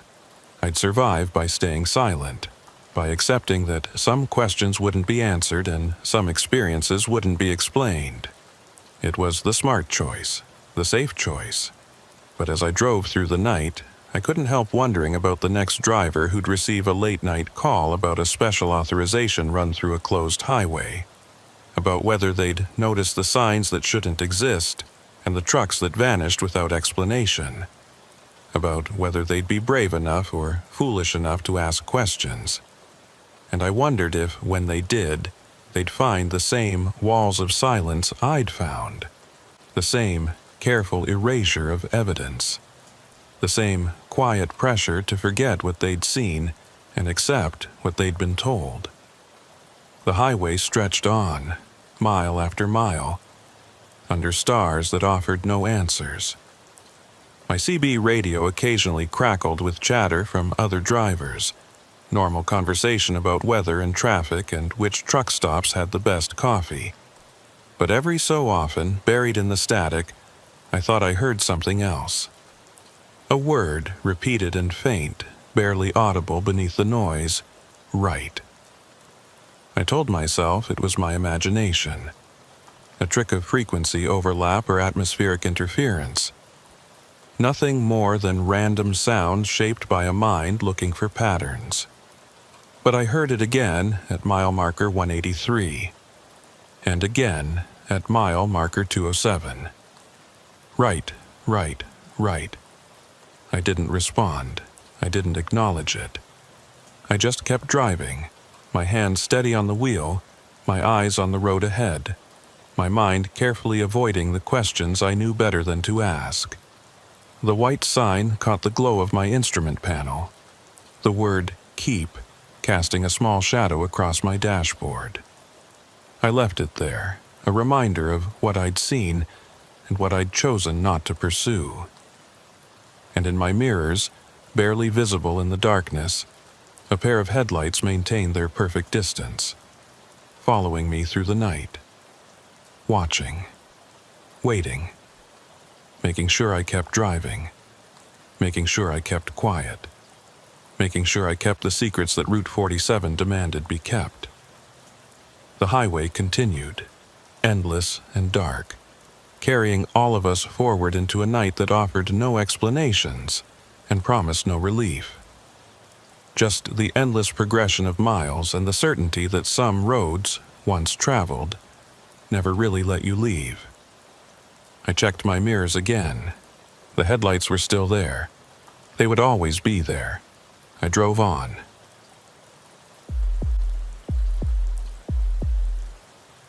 The Mojave doesn't forgive mistakes, which is why I'd been running this route for 12 years without incident.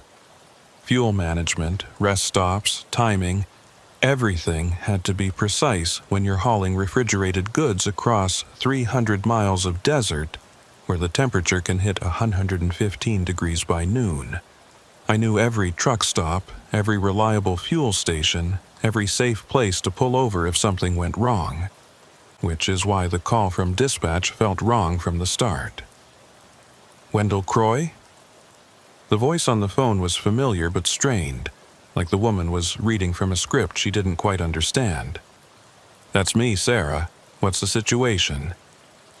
"We need you to take a load from Barstow to Las Vegas tonight. Refrigerated pharmaceuticals, temperature critical. But there's a complication with the route." I was sitting in my rig at a truck stop outside Barstow, halfway through a burger and looking forward to 8 hours of sleep before my next scheduled run. A last-minute pharmaceutical haul meant good money, but it also meant pressure and zero margin for error. What kind of complication? Fuel. Your normal stops along Route 127 are experiencing supply issues. Some kind of tanker delay. We're arranging for you to rendezvous with a fuel truck at designated coordinates. They'll top you off at the halfway point. I set down my burger. In 12 years, I'd never done a mobile refueling operation in the middle of the desert. It wasn't unheard of. Military operations did it. Emergency services sometimes arranged it. But for a routine commercial haul, it was bizarre. Why not just delay the run until the stations are resupplied? Time-sensitive cargo. The client needs delivery before 6 a.m. tomorrow. If we delay, the contract specifies significant penalties. Sarah paused. Look, Wendell, I wouldn't ask if we had another option. You're our most reliable driver for this route. The fuel truck will be operated by Jude Calhoun from Western Tanker Services. Professional operation, everything by the book. What are the coordinates? She read off a location that put the rendezvous point about halfway between Barstow and Las Vegas, in one of the emptier stretches of the Mojave. Not completely isolated. Route 127 saw regular traffic, but remote enough that you couldn't count on help if something went wrong. The tanker will meet you at 1:30 a.m. Transfer should take 20 minutes maximum.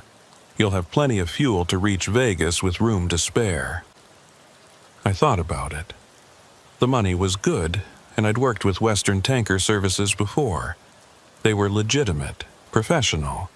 If Jude Calhoun was one of their drivers, he'd know what he was doing. All right, I said finally.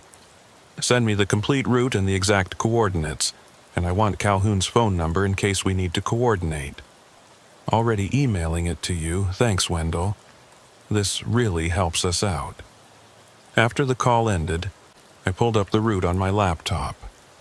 Everything looked standard except for the fuel stop, which was marked as a GPS coordinate rather than an actual station.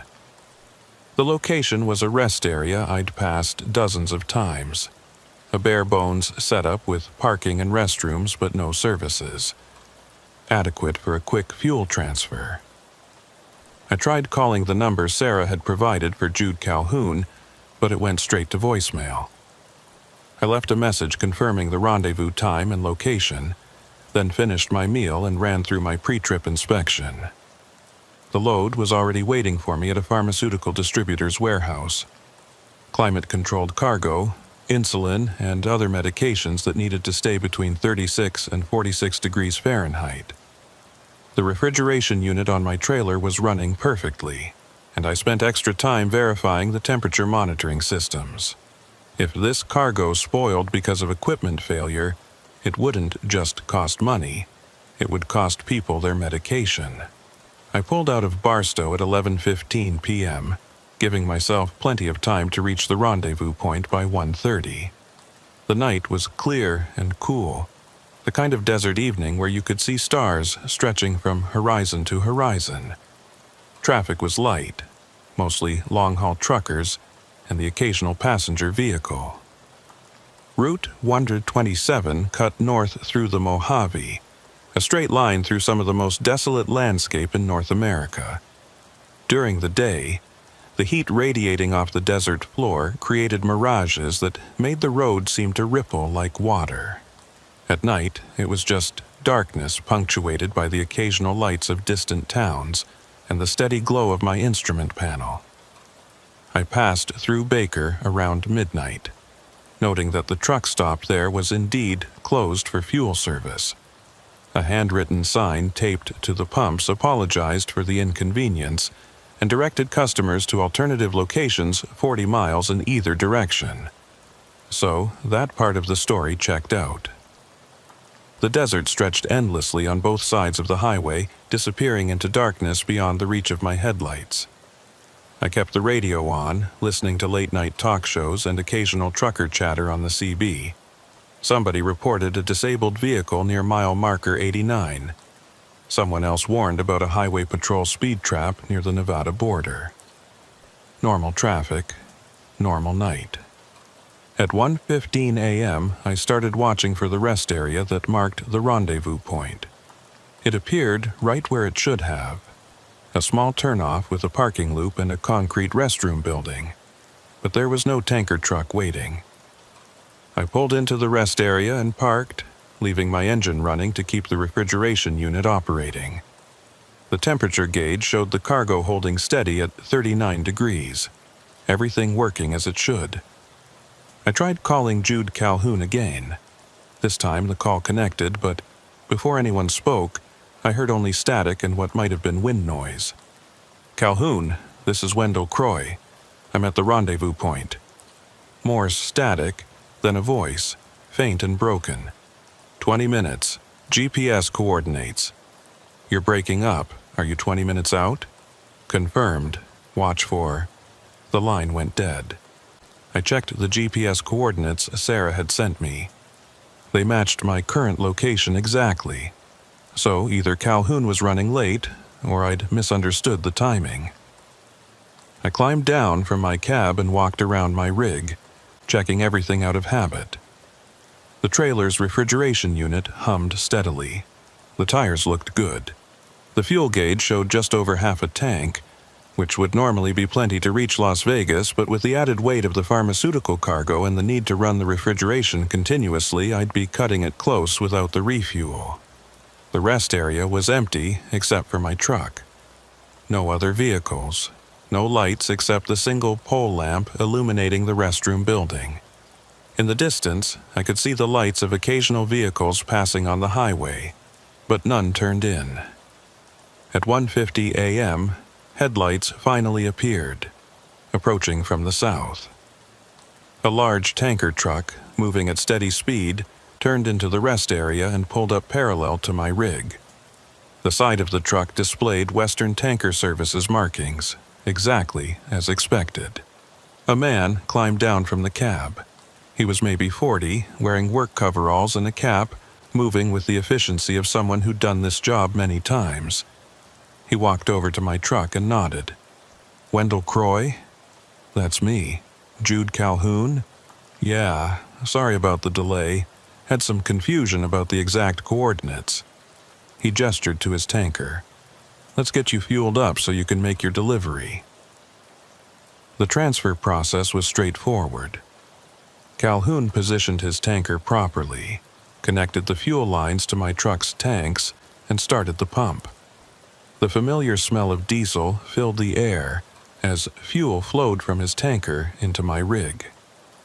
"You do many of these mobile refueling operations?"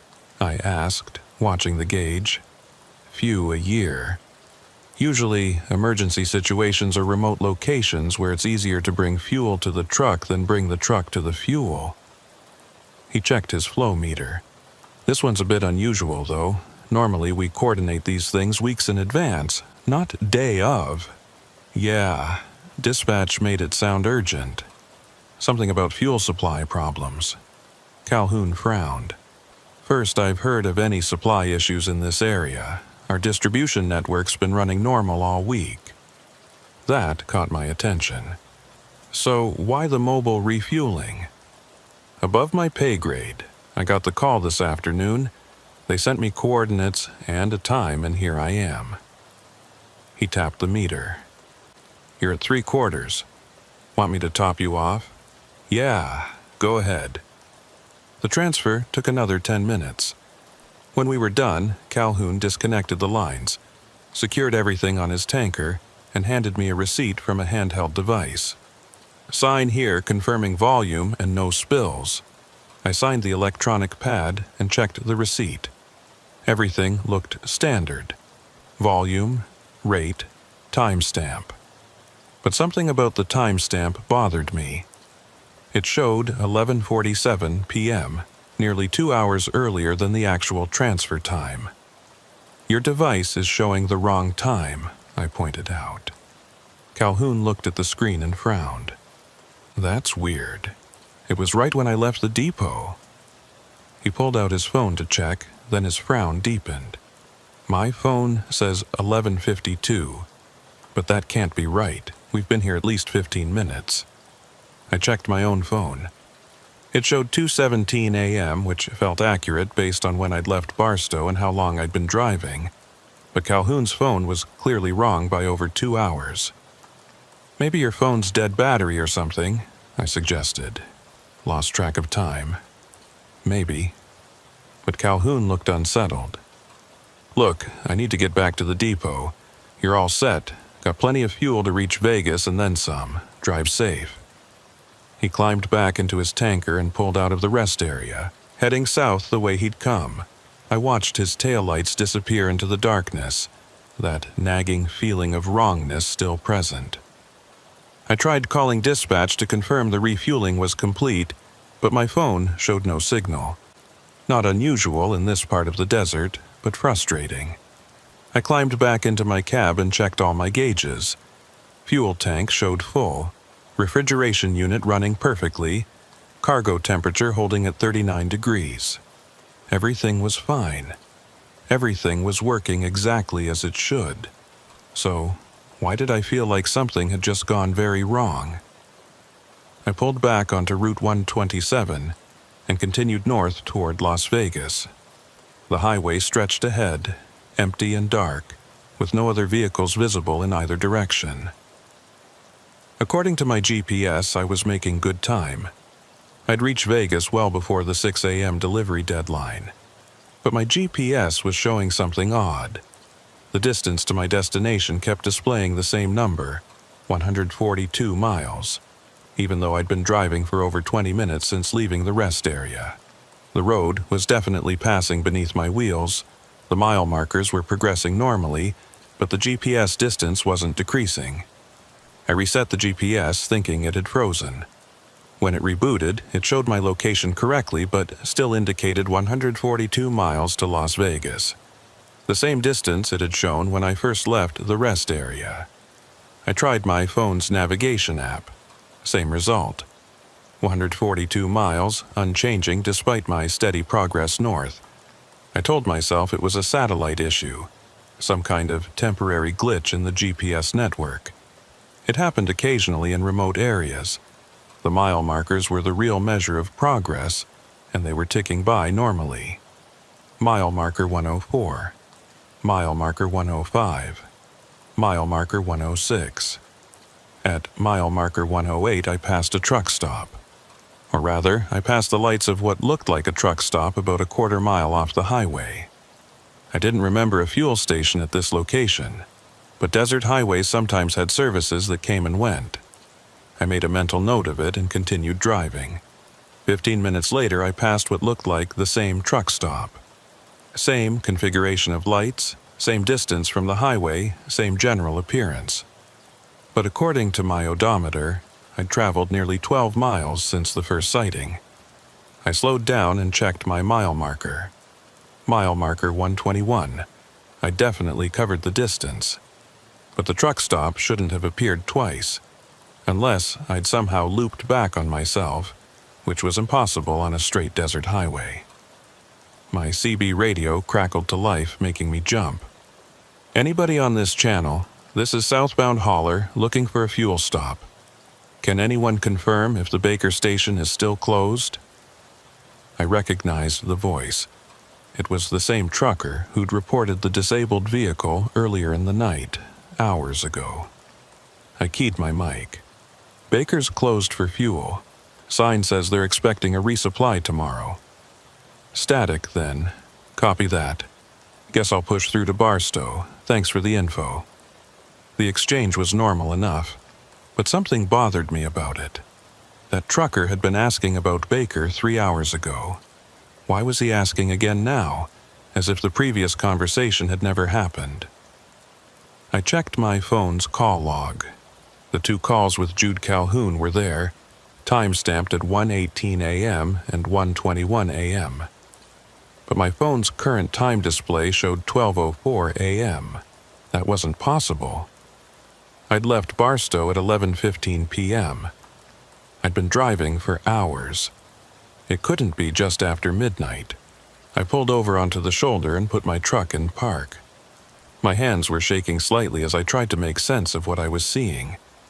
Every clock in my truck, The dashboard display, my phone, even my wristwatch showed times just after midnight, but that meant I'd somehow lost 2.5 hours somewhere between leaving Barstow and now.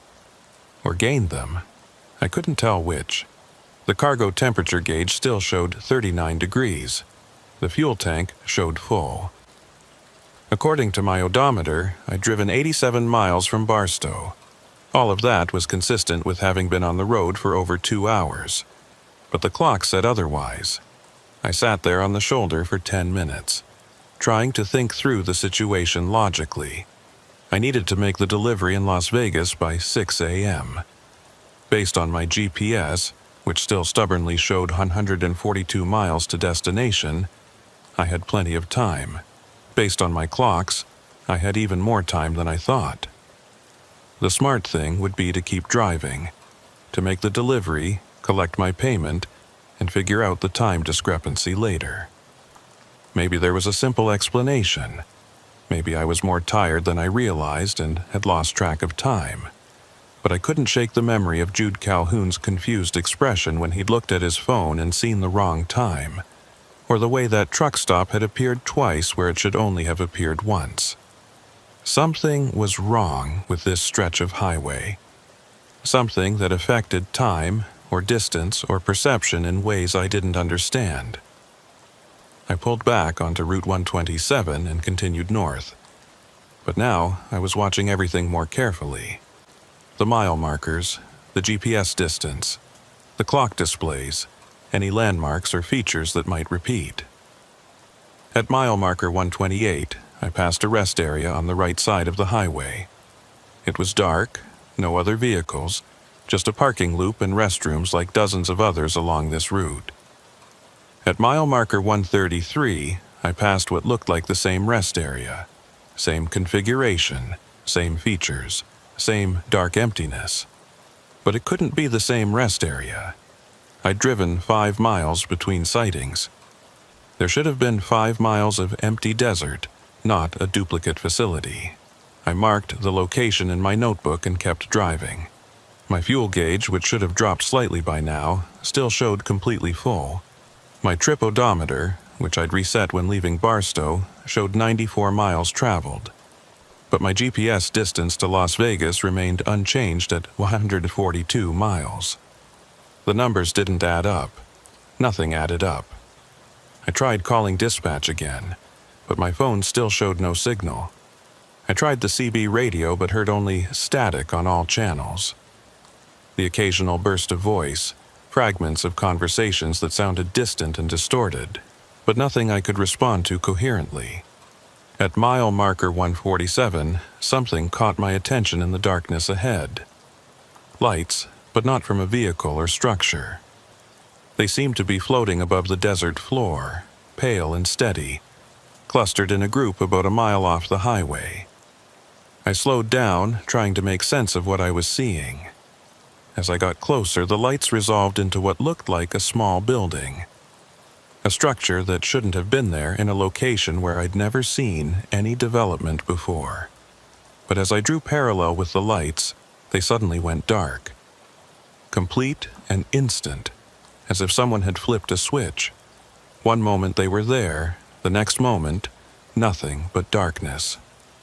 I continued past, checking my mirrors. The lights didn't return. My hands were tight on the wheel now, tension building in my shoulders. I'd been driving this route for 12 years. I knew every landmark, every feature, every structure visible from the highway, and I'd never seen lights in that location before. The highway stretched ahead, straight and empty, disappearing into darkness beyond my headlights' reach. Behind me, my trailer's refrigeration unit hummed steadily, keeping the pharmaceutical cargo at proper temperature. All my systems were functioning normally, but nothing about this night felt normal anymore. At mile marker 156, I saw headlights in my rearview mirror. A vehicle approaching from behind, moving faster than I was. As it got closer, I could see it was a tanker truck. The same tanker truck. Western Tanker Services markings visible in my side mirrors as it pulled into the passing lane. Jude Calhoun's truck, which should have been heading south toward his depot, was instead heading north on Route 127. The tanker passed me and continued ahead, its taillights disappearing into the darkness. I grabbed my CB mic. "Calhoun, this is Wendell Croy. What are you doing heading north?" Static, no response. I tried again. "Jude Calhoun, Western Tanker Services. Do you copy?" More static, then a burst of voice, distorted and broken. "Coordinate check, GPS reading." "Calhoun, you passed me heading north. I thought you were returning to your depot." "South." Heading south. Confirmed. But I'd just watched him pass me going north. I was certain of it. Unless my sense of direction was wrong.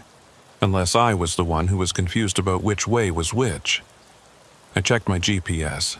It showed me on Route 127, heading north toward Las Vegas, exactly where I should be. The mile markers confirmed it. The road signs confirmed it. But Jude Calhoun's tanker had been heading in the same direction I was, and he'd insisted he was going south. One of us was wrong about our direction, and I was no longer certain it wasn't me. The highway continued, empty and dark, with no other traffic visible. I drove in silence, the only sounds the rumble of my engine and the steady hum of the refrigeration unit. My GPS still showed 142 miles to Las Vegas. My clocks still showed impossible times. And somewhere ahead of me in the darkness, Jude Calhoun's tanker continued on a route that didn't match what either of us believed we were driving. I had 142 miles left to go. Or I'd already driven them. Or I was somehow stuck driving the same miles over and over, caught in a loop I couldn't perceive. The desert held no answers. It just stretched endlessly in all directions, dark and vast and indifferent to my confusion. I kept driving, because that's all I could do.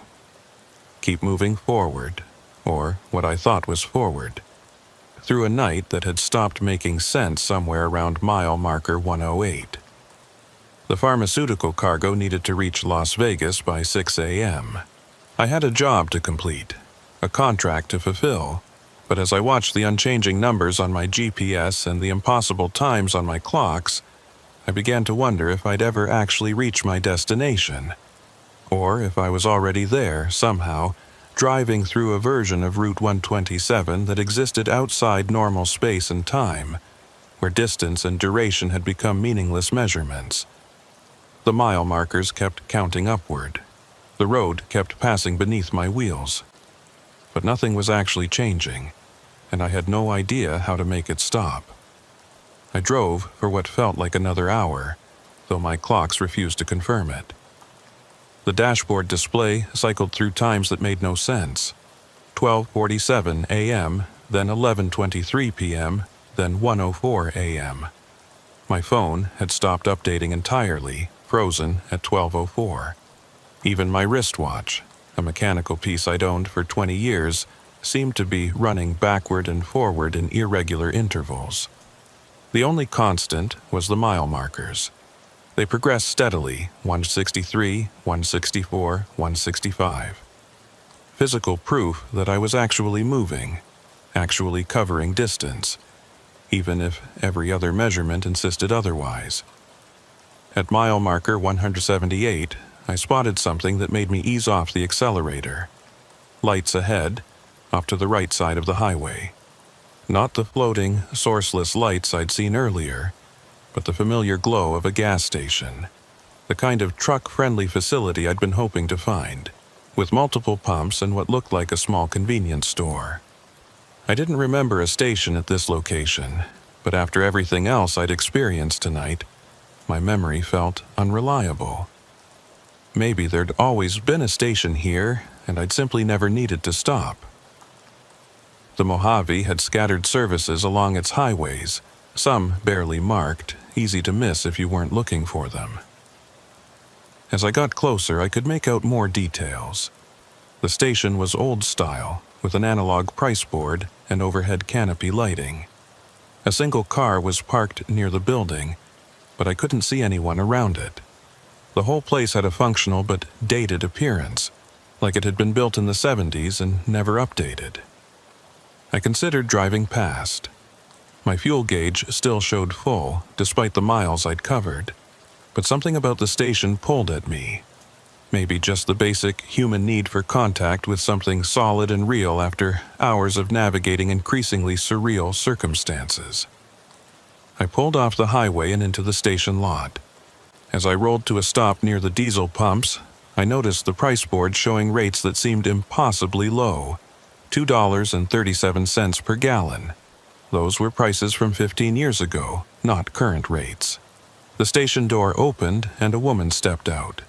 She was maybe 60, wearing a faded work shirt and jeans, moving with the unhurried pace of someone who'd been working night shifts for decades. She walked toward my truck with a practiced smile.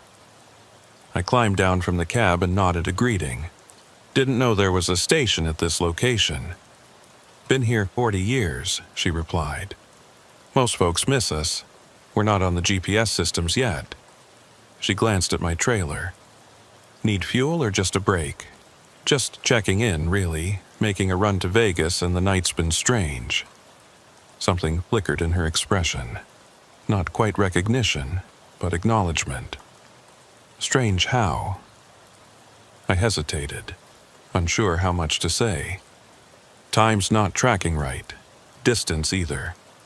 My GPS says I've got 142 miles to Vegas, but I've been driving for hours and the number won't change. She nodded slowly, as if this made perfect sense. You're not the first to mention that. Happens sometimes out here, especially at night. The desert plays tricks. What kind of tricks? The kind where the usual rules don't quite apply. She gestured toward the station building. Come inside if you want. Coffee's fresh, more or less. You look like you could use a few minutes off the road. I followed her into the building, partly out of curiosity and partly because she seemed like someone who might actually understand what I was experiencing. The interior was clean but dated, with a small convenience store section and a counter with a coffee maker and register. The fluorescent lights hummed overhead, casting everything in a flat, even glow. A name tag on her shirt read Opal. No last name, just the single word in faded letters.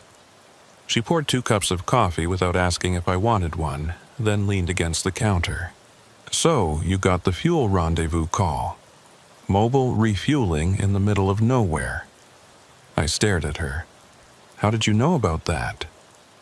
Because everyone who stops here tonight has the same story. Urgent cargo, fuel supply problems, meet a tanker at specific coordinates, and afterward, time stops making sense. She sipped her coffee. You're the 4th one this week. 4th what? 4th driver? 4th driver running the route tonight. All of you hauling different cargo, all of you with the same GPS problem. 142 miles to Vegas that never gets any closer. I set down my coffee cup, my mind racing. There are other drivers out here experiencing the same thing? At least 3 others, maybe more. They all stop here eventually, looking for answers or at least confirmation that they're not losing their minds. She paused. What time does your dashboard say it is? It keeps changing. Right now it says 1:47 a.m., but 5 minutes ago it said 11:30 p.m. And your cargo? Pharmaceuticals. Temperature critical. Has to reach Vegas by 6 a.m. Opal nodded again. That same knowing expression. They'll reach Vegas. You all will. The question is when you'll reach it, and whether the time that passes for you matches the time that passes everywhere else. You're not making sense. I know, but out here sense is a flexible concept. She walked to the window and looked out at the dark highway. This stretch of road, between mile markers 108 and 203, it doesn't follow normal rules during certain nights. Time stretches or compresses. Distance becomes relative. The usual measurements stop working. Why? I don't know why, I just know it happens. Been watching it happen for 15 years, ever since they started running those special convoys through here. What special convoys? She turned back to face me. The ones they don't talk about. The ones that move through the desert at night on routes that officially don't exist. You met one of the tanker drivers tonight. Jude Calhoun. You know him? He stops here sometimes. Him and about a dozen other drivers who run supplies for those convoys. Fuel, water, parts, support operations for trucks moving cargo that someone doesn't want tracked through normal channels. I thought about Calhoun's confusion when his phone showed the wrong time. He seemed as confused as I am about what's happening. Because he is. The support drivers aren't told what's really going on. They just get coordinates and schedules and payment. Most of them never notice the time problems because they're only in the affected zone for short periods. But you, hauling cargo all the way through it, you're getting the full experience. What is the full experience? Opal refilled her coffee cup.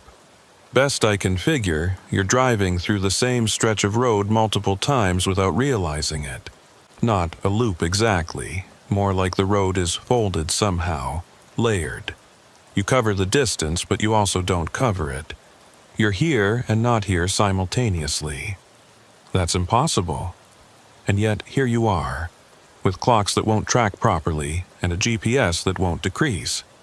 What's impossible is just what hasn't been explained yet. She paused. The other drivers who stopped here tonight, they're all still on the same road you're on. All of you moving toward Vegas, all of you stuck in this stretched out section of highway that doesn't want to let you reach the end. I tried to process what she was saying. How do I get out of it? You keep driving. Eventually, the road releases you. You'll reach Vegas, make your delivery, and when you check your logs afterward, everything will show normal transit time. But your memory will tell you different. You'll remember hours or days that didn't happen according to the official record. Has anyone ever not made it out? Her expression darkened slightly. A few. Drivers who panicked, who stopped and refused to keep moving. The road doesn't like that. Doesn't like vehicles sitting still in the stretched section. Those trucks eventually get found, but the drivers... She trailed off. What about the drivers? They're gone. No bodies, no evidence of what happened. Just empty trucks with full fuel tanks and cargo still secured. As if the drivers simply stepped out and walked away into the desert. I felt a chill despite the warm coffee. Why are you telling me this? Because you need to know.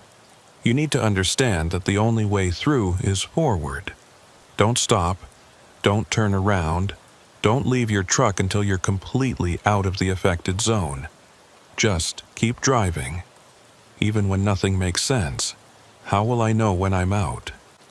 Your GPS will start counting down. Your clocks will stabilize. You'll feel it. Like pressure releasing, like stepping from one room into another.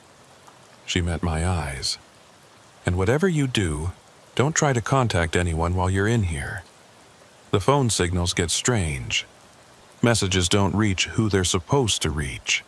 You might end up talking to someone you shouldn't be able to talk to. Like who?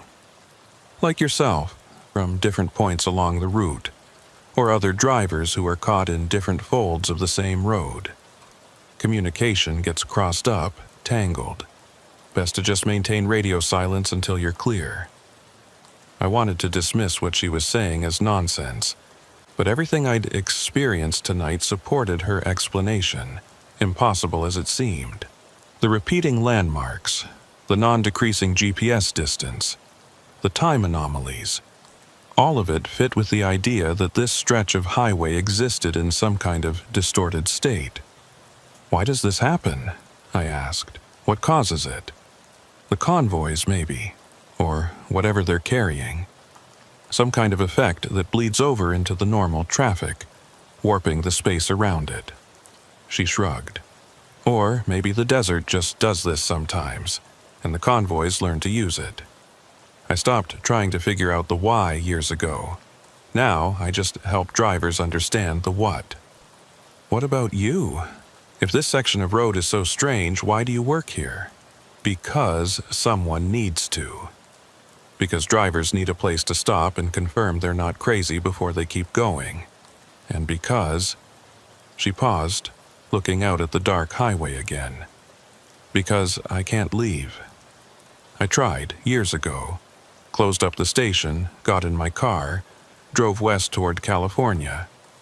Ended up back here 3 hours later, my odometer showing I'd driven 200 miles, but there I was, in the same parking lot. You're trapped here? Not trapped, anchored. This place, this station, it's fixed in a way the rest of the road isn't. So I stay, and I help drivers when I can, and I watch the convoys pass through in the night carrying cargo I'll never know about. I looked around the dated interior of the station, seeing it differently now. A way station in a zone where normal rules didn't apply. A fixed point in distorted space. The car outside, I said. Is that yours? Belonged to a driver who stopped here in 2018. He went outside to check his trailer and never came back. Truck's been towed away, but the car's still here. I keep hoping he'll walk out of the desert one day and need it. The casual way she said it made it somehow more disturbing than if she'd been dramatic about it. I finished my coffee and stood. I should keep moving. I've got a delivery to make. You do, and you'll make it, as long as you don't stop again until you're out. She walked me to the door. When you reach Vegas, when everything's back to normal, you won't find this station if you come looking for it. It's only here during the stretches. The rest of the time, there's just empty desert at this mile marker. How do I know any of this was real? She smiled, but it didn't reach her eyes. You don't. Maybe I'm just a hallucination you're having from road fatigue. Maybe this whole night is, but you'll still reach Vegas with your cargo intact, and that's what matters. I walked back to my truck, climbed into the cab, and started the engine. In my mirrors, I watched Opal standing in the doorway of the station, a fixed point in the darkness. Then I pulled back onto Route 127 and continued north. The GPS still showed 142 miles to Vegas. My clock still displayed impossible times, but now I understood, or at least I understood that understanding wasn't possible. I just needed to keep driving. At mile marker 187, I passed Jude Calhoun's tanker going in the opposite direction. Or maybe it was going in the same direction, and I was the one whose sense of orientation was inverted. He flashed his lights at me and I flashed back. Two drivers acknowledging each other in the strangeness. At mile marker 194, I saw another refrigerated truck ahead of me. Same general type as mine, hauling cargo that needed climate control. I pulled closer, trying to see the company markings, and felt my stomach drop when I recognized them. It was my company, my truck number. I was following my own truck. I slowed down, letting the distance between us increase, my mind refusing to process what I was seeing. Then the truck ahead disappeared around a curve, and when I followed, it was gone. No turnoff, no place it could have gone, just empty highway. At mile marker 201, my CB radio crackled to life with a voice I recognized as my own.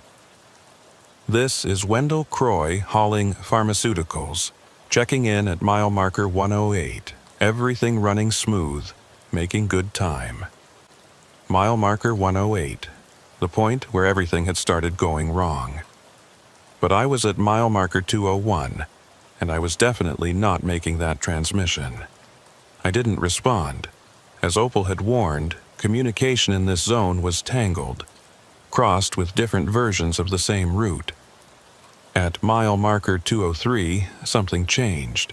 I felt it before I saw it in the instruments, a subtle shift like pressure equalizing.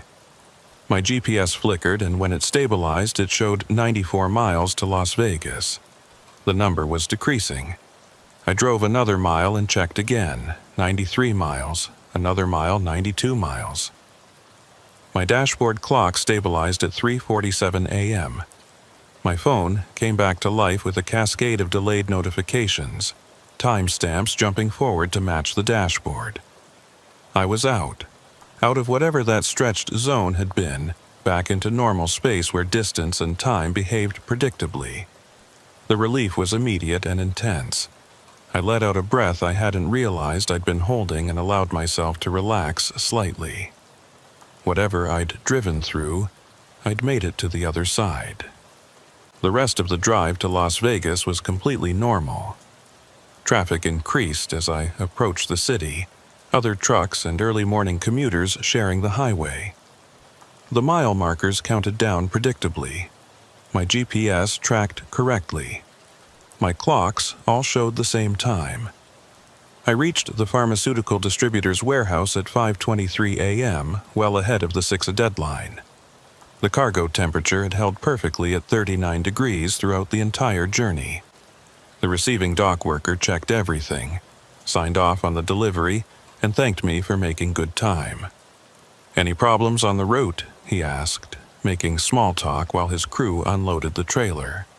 "No problems," I said, because what else could I say?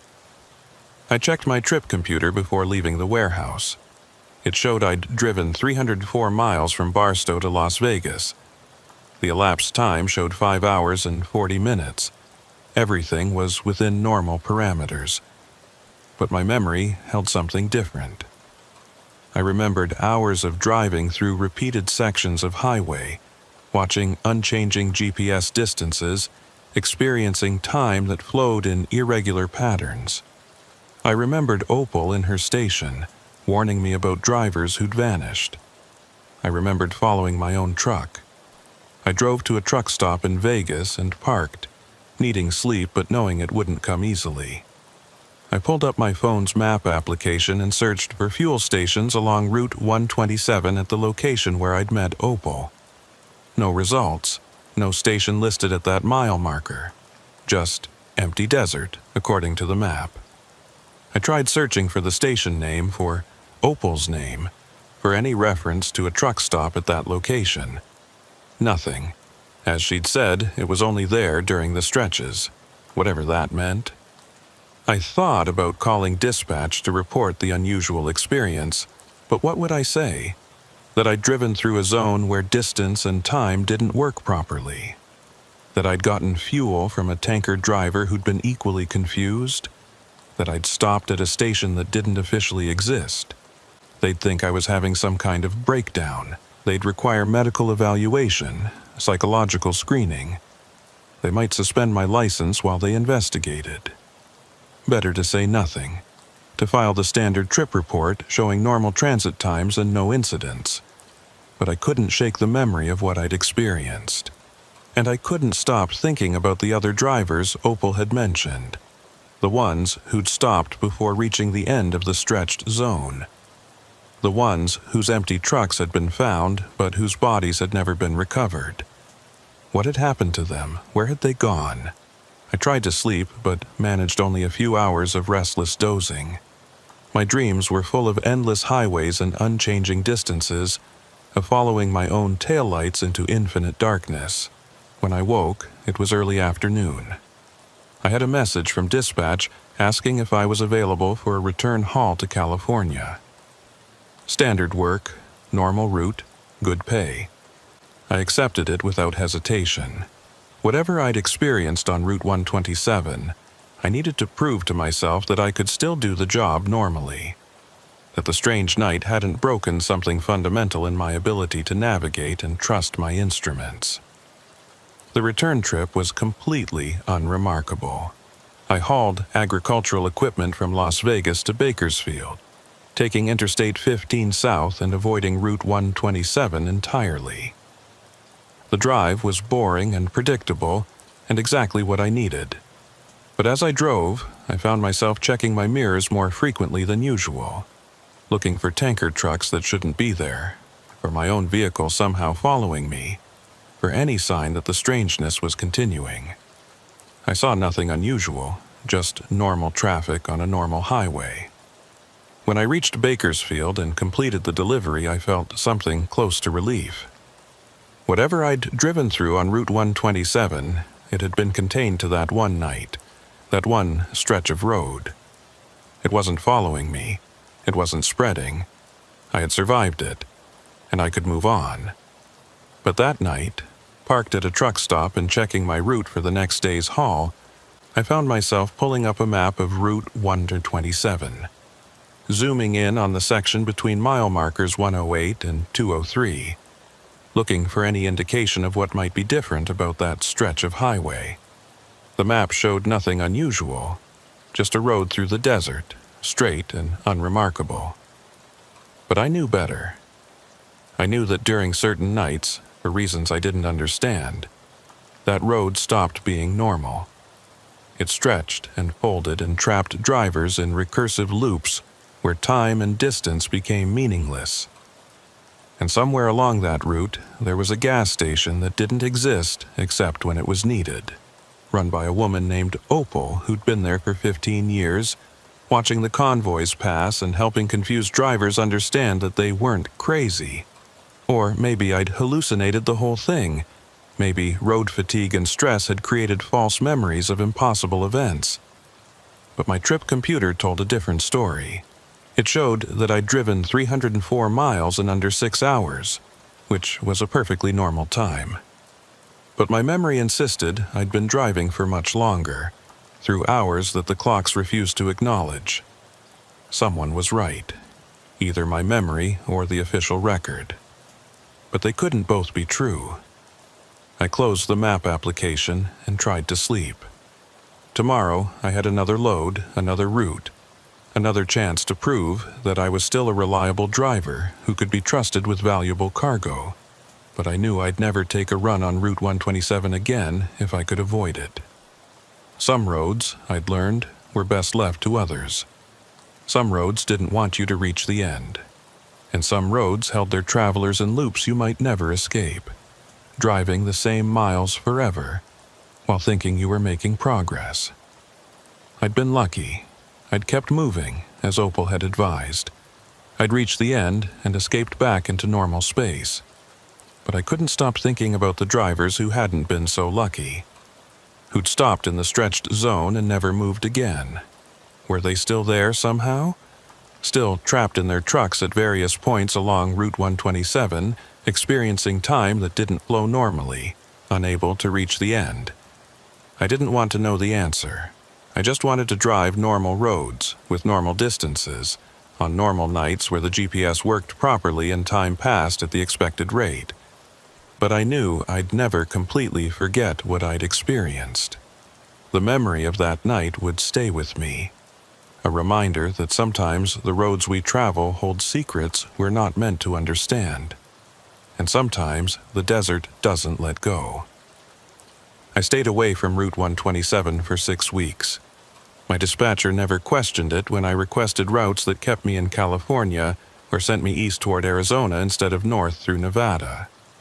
There were plenty of loads that didn't require crossing the Mojave at night, and I made sure those were the only assignments I accepted. But the memory of that night wouldn't fade. If anything, it grew sharper with time, more detailed, more insistent. I could still see Opal's face in the fluorescent light of that impossible gas station. Could still feel the wrongness of watching my GPS distance refuse to change. Could still hear my own voice on the CB radio, calling from a mile marker I'd passed hours before. Normal routes felt hollow after that. I'd drive through the night on perfectly ordinary highways, and part of my mind would be elsewhere, wondering what was happening on Route 127. Wondering if other drivers were experiencing what I'd experienced. Wondering about the ones who hadn't made it out. It was a trucker from Nevada who finally brought it up directly.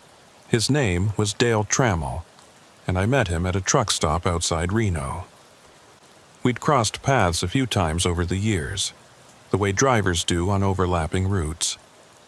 He was reliable, experienced, not the type to exaggerate or tell tall tales.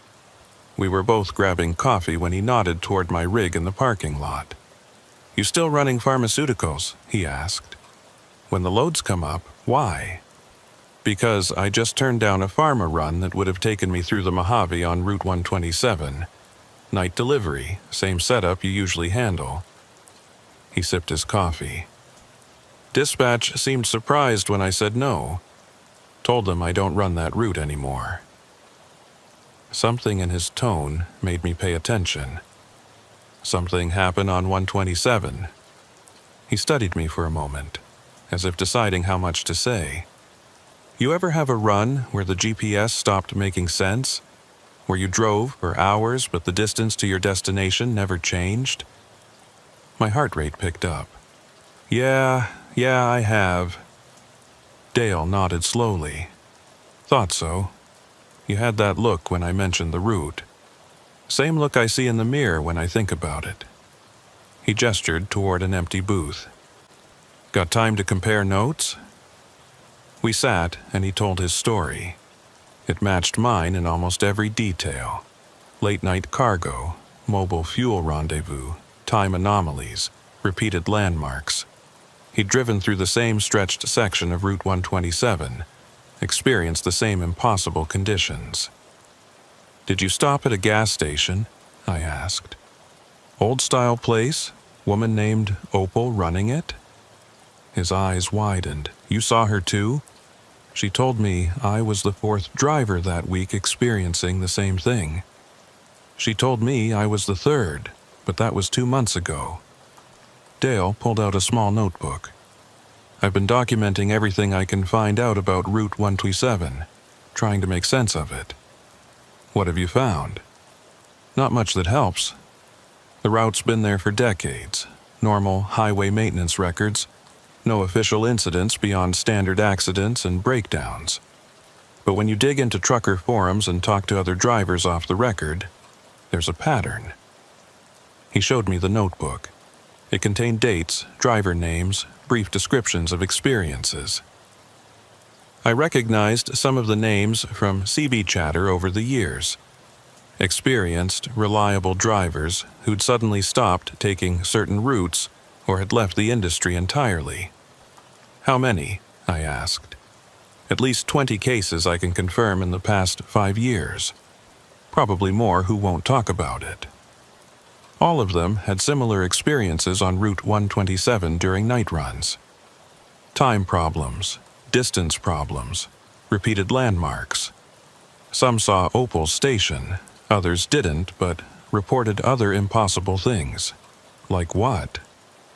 Following their own trucks, hearing their own voices on the radio from different points in time, passing the same rest area multiple times without turning around. He paused. "And then there are the ones who didn't make it out." I felt that chill again. The same one I'd felt when Opal had told me about empty trucks and missing drivers.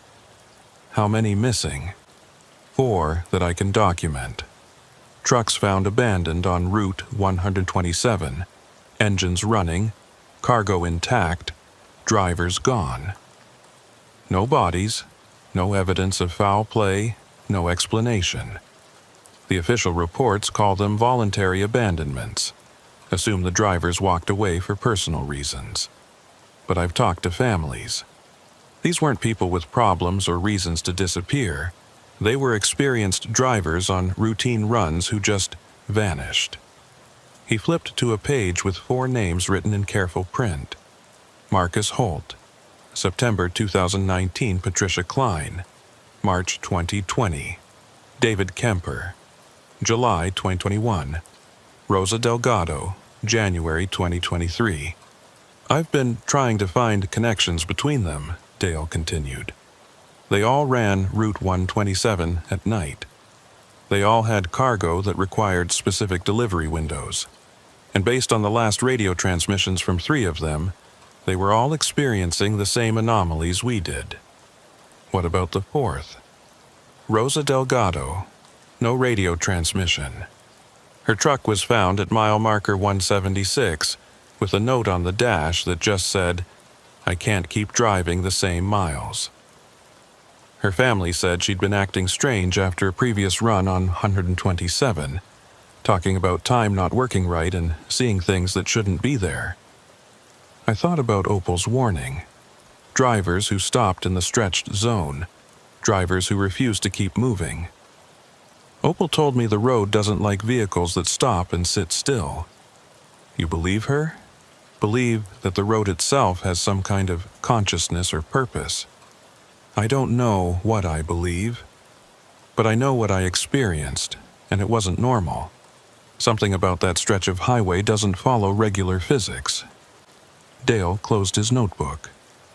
I've been trying to get someone official to investigate.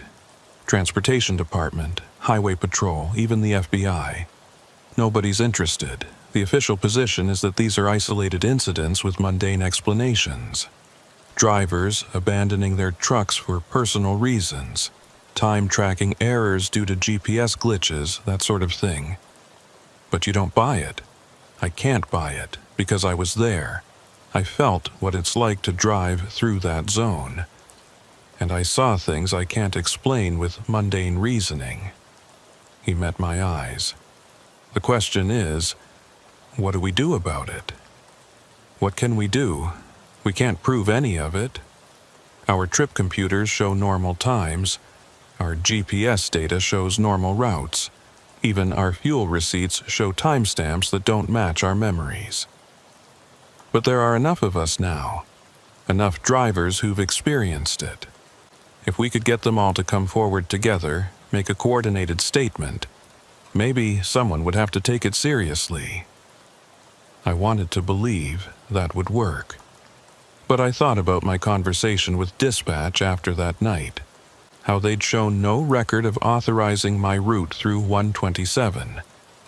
I thought about how quickly the official records had diverged from reality. "Someone's already covering this up," I said. "The fuel supply problems that forced the mobile refueling, my dispatcher had no record of that call. The special authorization didn't exist according to official channels. Whoever's running those convoys through 127, they've got enough pull to manipulate records and make evidence disappear. Or the road itself is doing that somehow, changing what gets recorded, what gets remembered, what leaves physical evidence." The idea was disturbing on a fundamental level. A stretch of highway that could alter reality around it, that could trap drivers in recursive loops and erase official documentation of what happened there. "Have you tried going back?" I asked.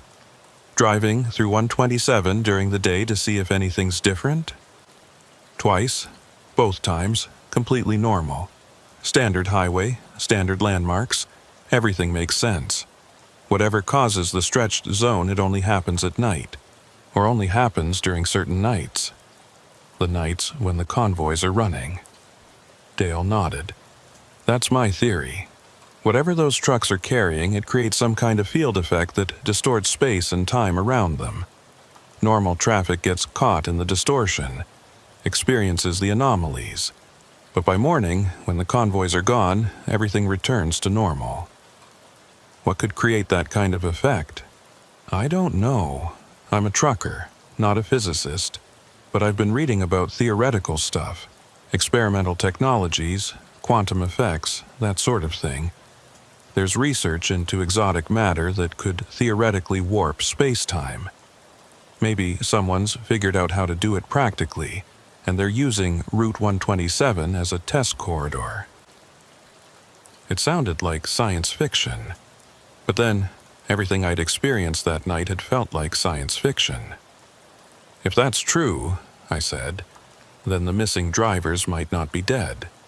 They might be trapped somehow in the distortion, stuck in a fold of the road that never resolves back to normal." Dale's expression was grim. "I've thought about that. It might actually be worse than death. Imagine being caught in that stretched zone permanently, driving the same miles over and over. Your clock's never advancing, your GPS never decreasing. No way to reach the end, no way to escape." The thought made my skin crawl.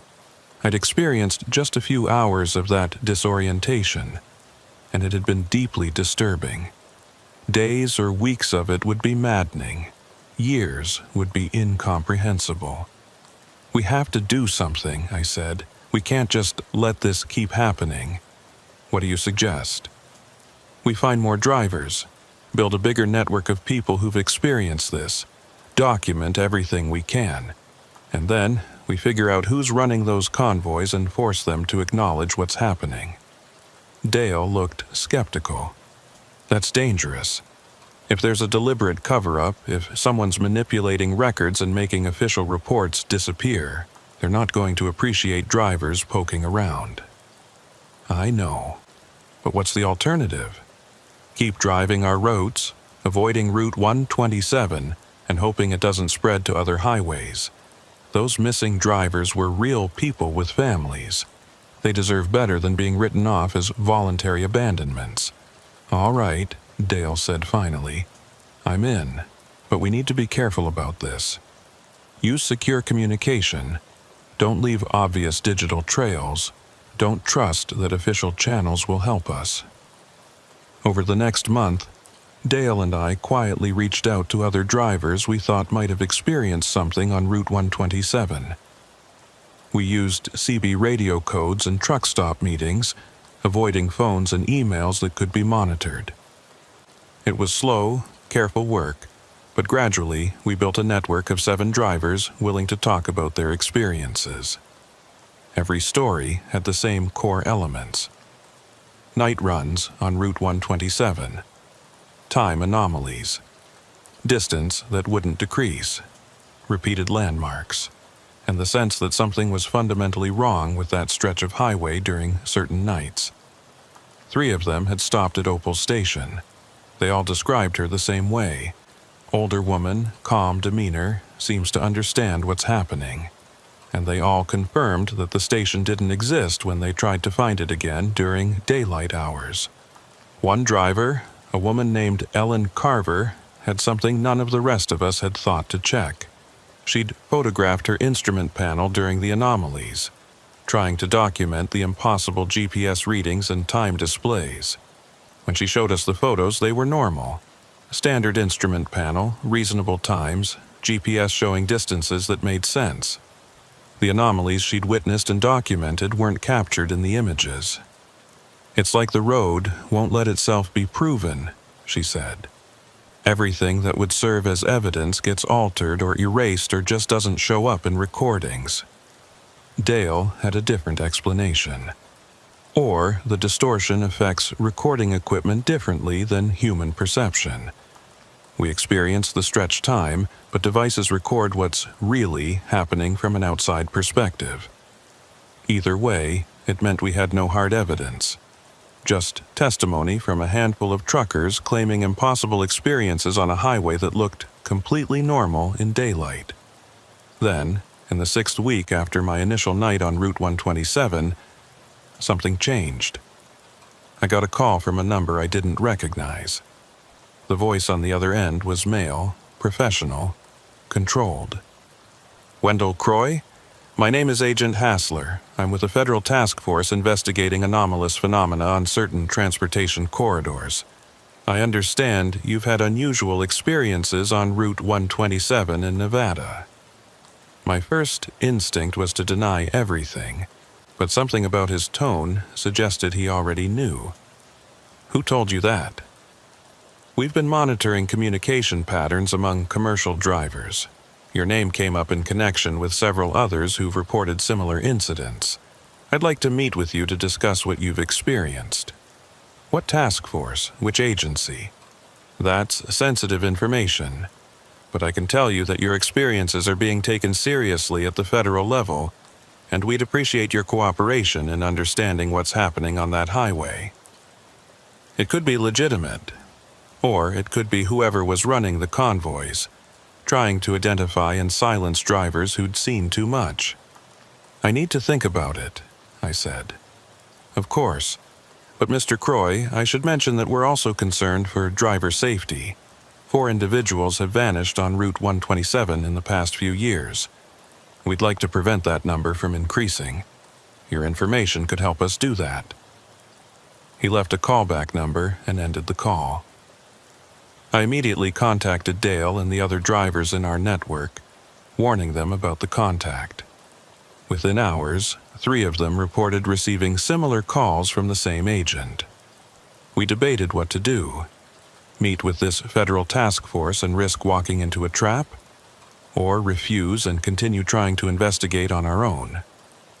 The decision was made for us when Ellen Carver called with disturbing news. She'd accepted a load that would take her through Route 127 at night, thinking she'd be safe since she knew what to expect.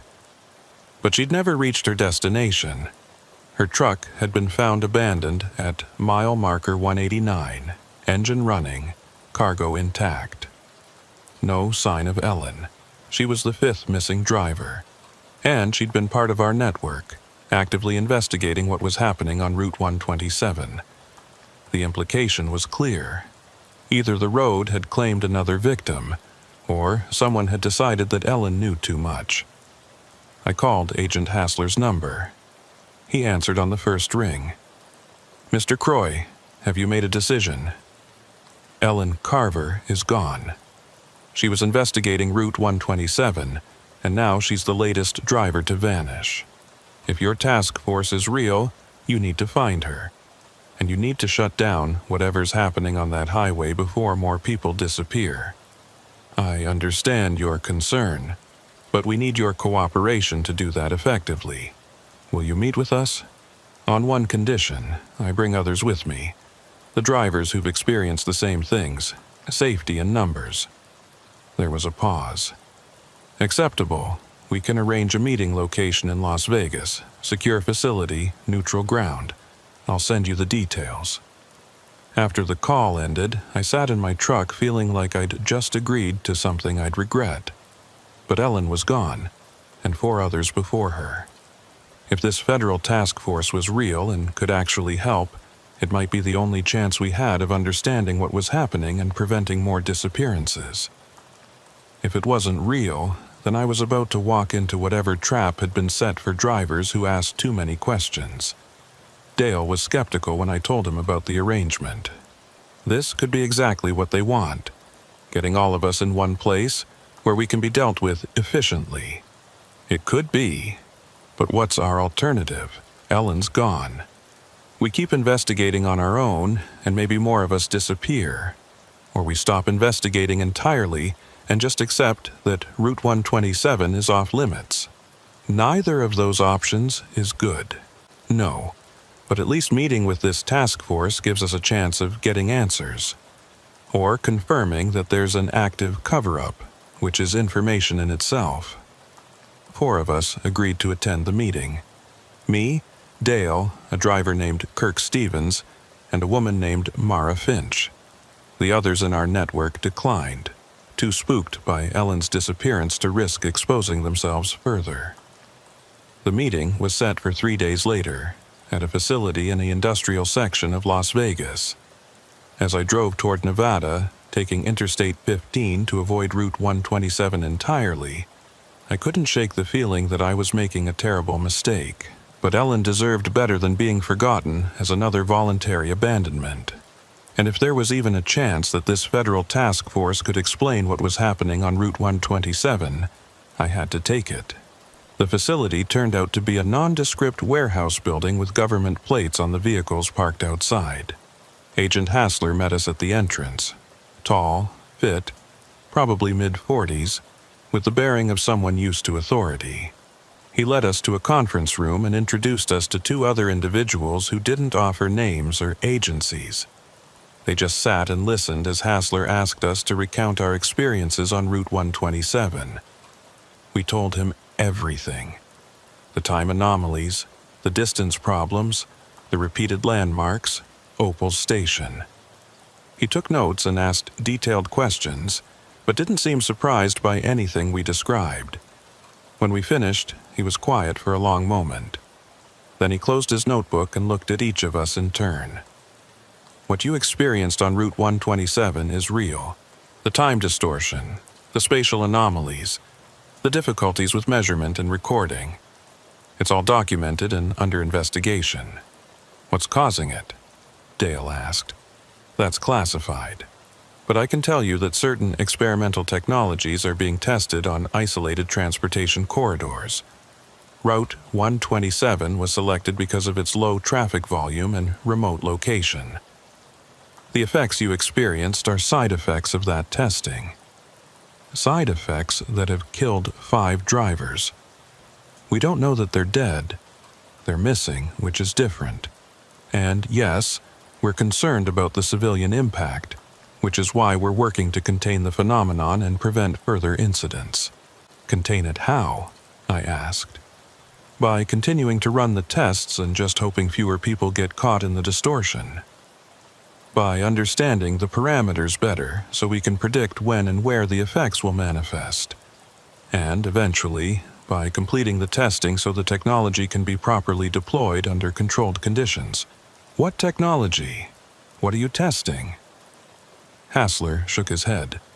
That's above your clearance level. What I can tell you is that you need to stop investigating Route 127. Your curiosity is understandable, but it's putting you at risk. The phenomenon is sensitive to attention and observation. The more you focus on it, the more likely you are to get caught in it. That doesn't make sense, Mara said.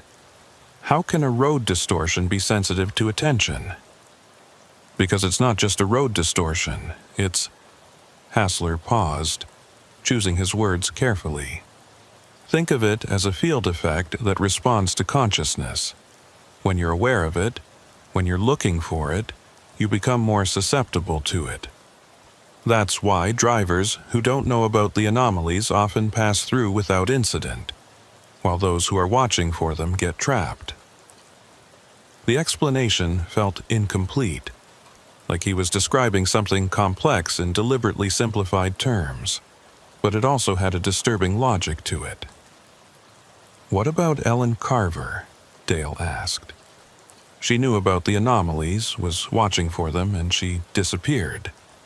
Are you saying her attention caused that? Possibly, or she encountered a particularly strong manifestation. We're still investigating. Hassler leaned forward. Here's what I need from all of you.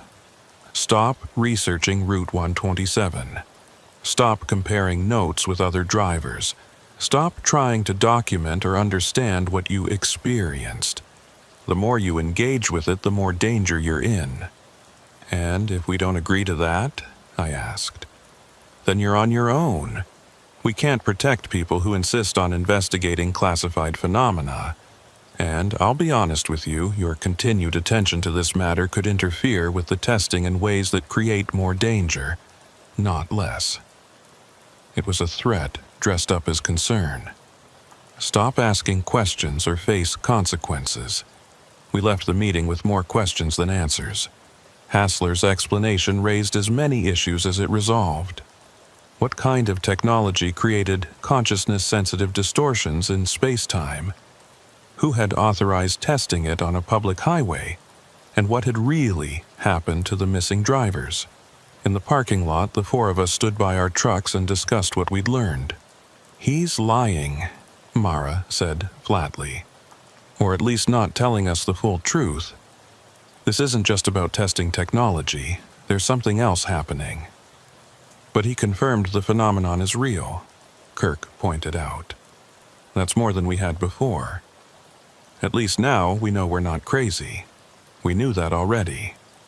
What we don't know is whether we can trust anything he told us, or whether that meeting just put us on a list of problems to be dealt with.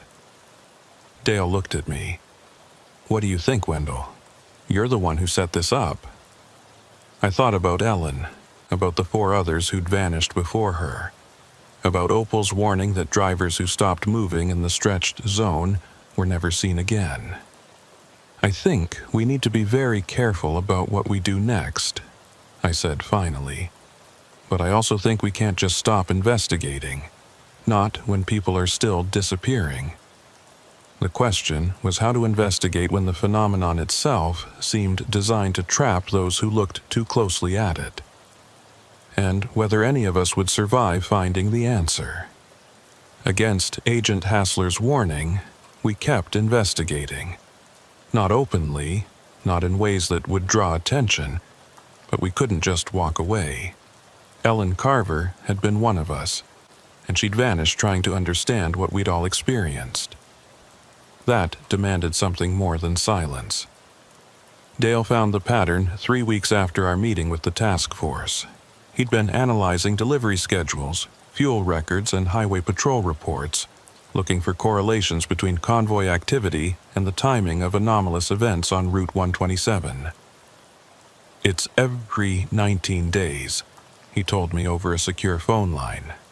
Like clockwork, the stretched zone activates for approximately 8 hours during the night, then returns to normal. The convoys run during those windows. How far back does the pattern go? At least 3 years. Probably longer, but records get harder to verify the further back I look. And here's the interesting part. The 5 missing drivers all disappeared during active windows. They weren't random encounters with the anomaly. They were there when the distortion was at full strength. So was I. So were you. We made it out. Because we kept moving. Remember what Opal said? The road doesn't like vehicles that stop. The missing drivers all stopped for extended periods. Rosa Delgado's truck was found with a note saying she couldn't keep driving the same miles. That suggests she'd been caught in the loop for a while before she gave up. The thought sent a chill through me. How long is a while when time doesn't flow normally? That's the question nobody can answer. From an outside perspective, she might have been stopped for 20 minutes, but inside the distortion, experiencing subjective time, could have been hours. Days longer. I thought about the hours I'd spent driving through that stretched section, watching my GPS refuse to count down, seeing the same landmarks repeat. It had felt endless, even though it was probably only a few hours of real time. The psychological strain of experiencing that for days or weeks would be unbearable. "We need to find out what happened to them," I said. "Not just document that they vanished, but actually locate where they went. And how do you propose we do that? We can't exactly search a section of highway that only exists in a distorted state during specific nights." But an idea was forming. What if we do exactly that? Enter the stretched zone during an active window and search for evidence of the missing drivers. If they're trapped in there somehow, caught in loops that never resolve back to normal, maybe we can find them. Wendell, that's insane. You want to deliberately enter the phenomenon that's already claimed 5 people? We'd be prepared, we'd know what to expect, and we'd keep moving, like Opal said. No stopping for extended periods. You're talking about driving into a space-time distortion that responds to consciousness and observation, that seems to trap people who pay too much attention to it, and you think we'll be safe because we know the rules. That's not preparation, that's overconfidence. He had a point, but the alternative was accepting that Ellen and the others were simply gone, with no explanation and no hope of recovery. Then at least help me figure out when the next window opens. If I'm going to do this, I need to time it right. Dale was silent for a long moment. "You're really going to do this?" "Yes." "Then I'm coming with you. If you're going to be stupid and suicidal about this, you shouldn't do it alone." 4 days later, on a night when Dale's calculations predicted an active window on Route 127, we met at a truck stop in Barstow. We'd both arranged light loads that could be legitimately delivered to Las Vegas, giving us plausible reasons for being on the route. No special authorizations this time, no mobile fuel rendezvous, just 2 drivers making normal runs through the Mojave. Except we'd be deliberately entering the stretched zone and looking for signs of the missing drivers. We coordinated our departure times to enter the anomalous section simultaneously from different points, maintaining CB radio contact. The plan was simple. Drive through the zone normally. Document anything unusual, and whatever happened, keep moving until we reach the other side. I left Barstow at 10:30 p.m., heading north on Route 127. The night was clear and cool, with excellent visibility.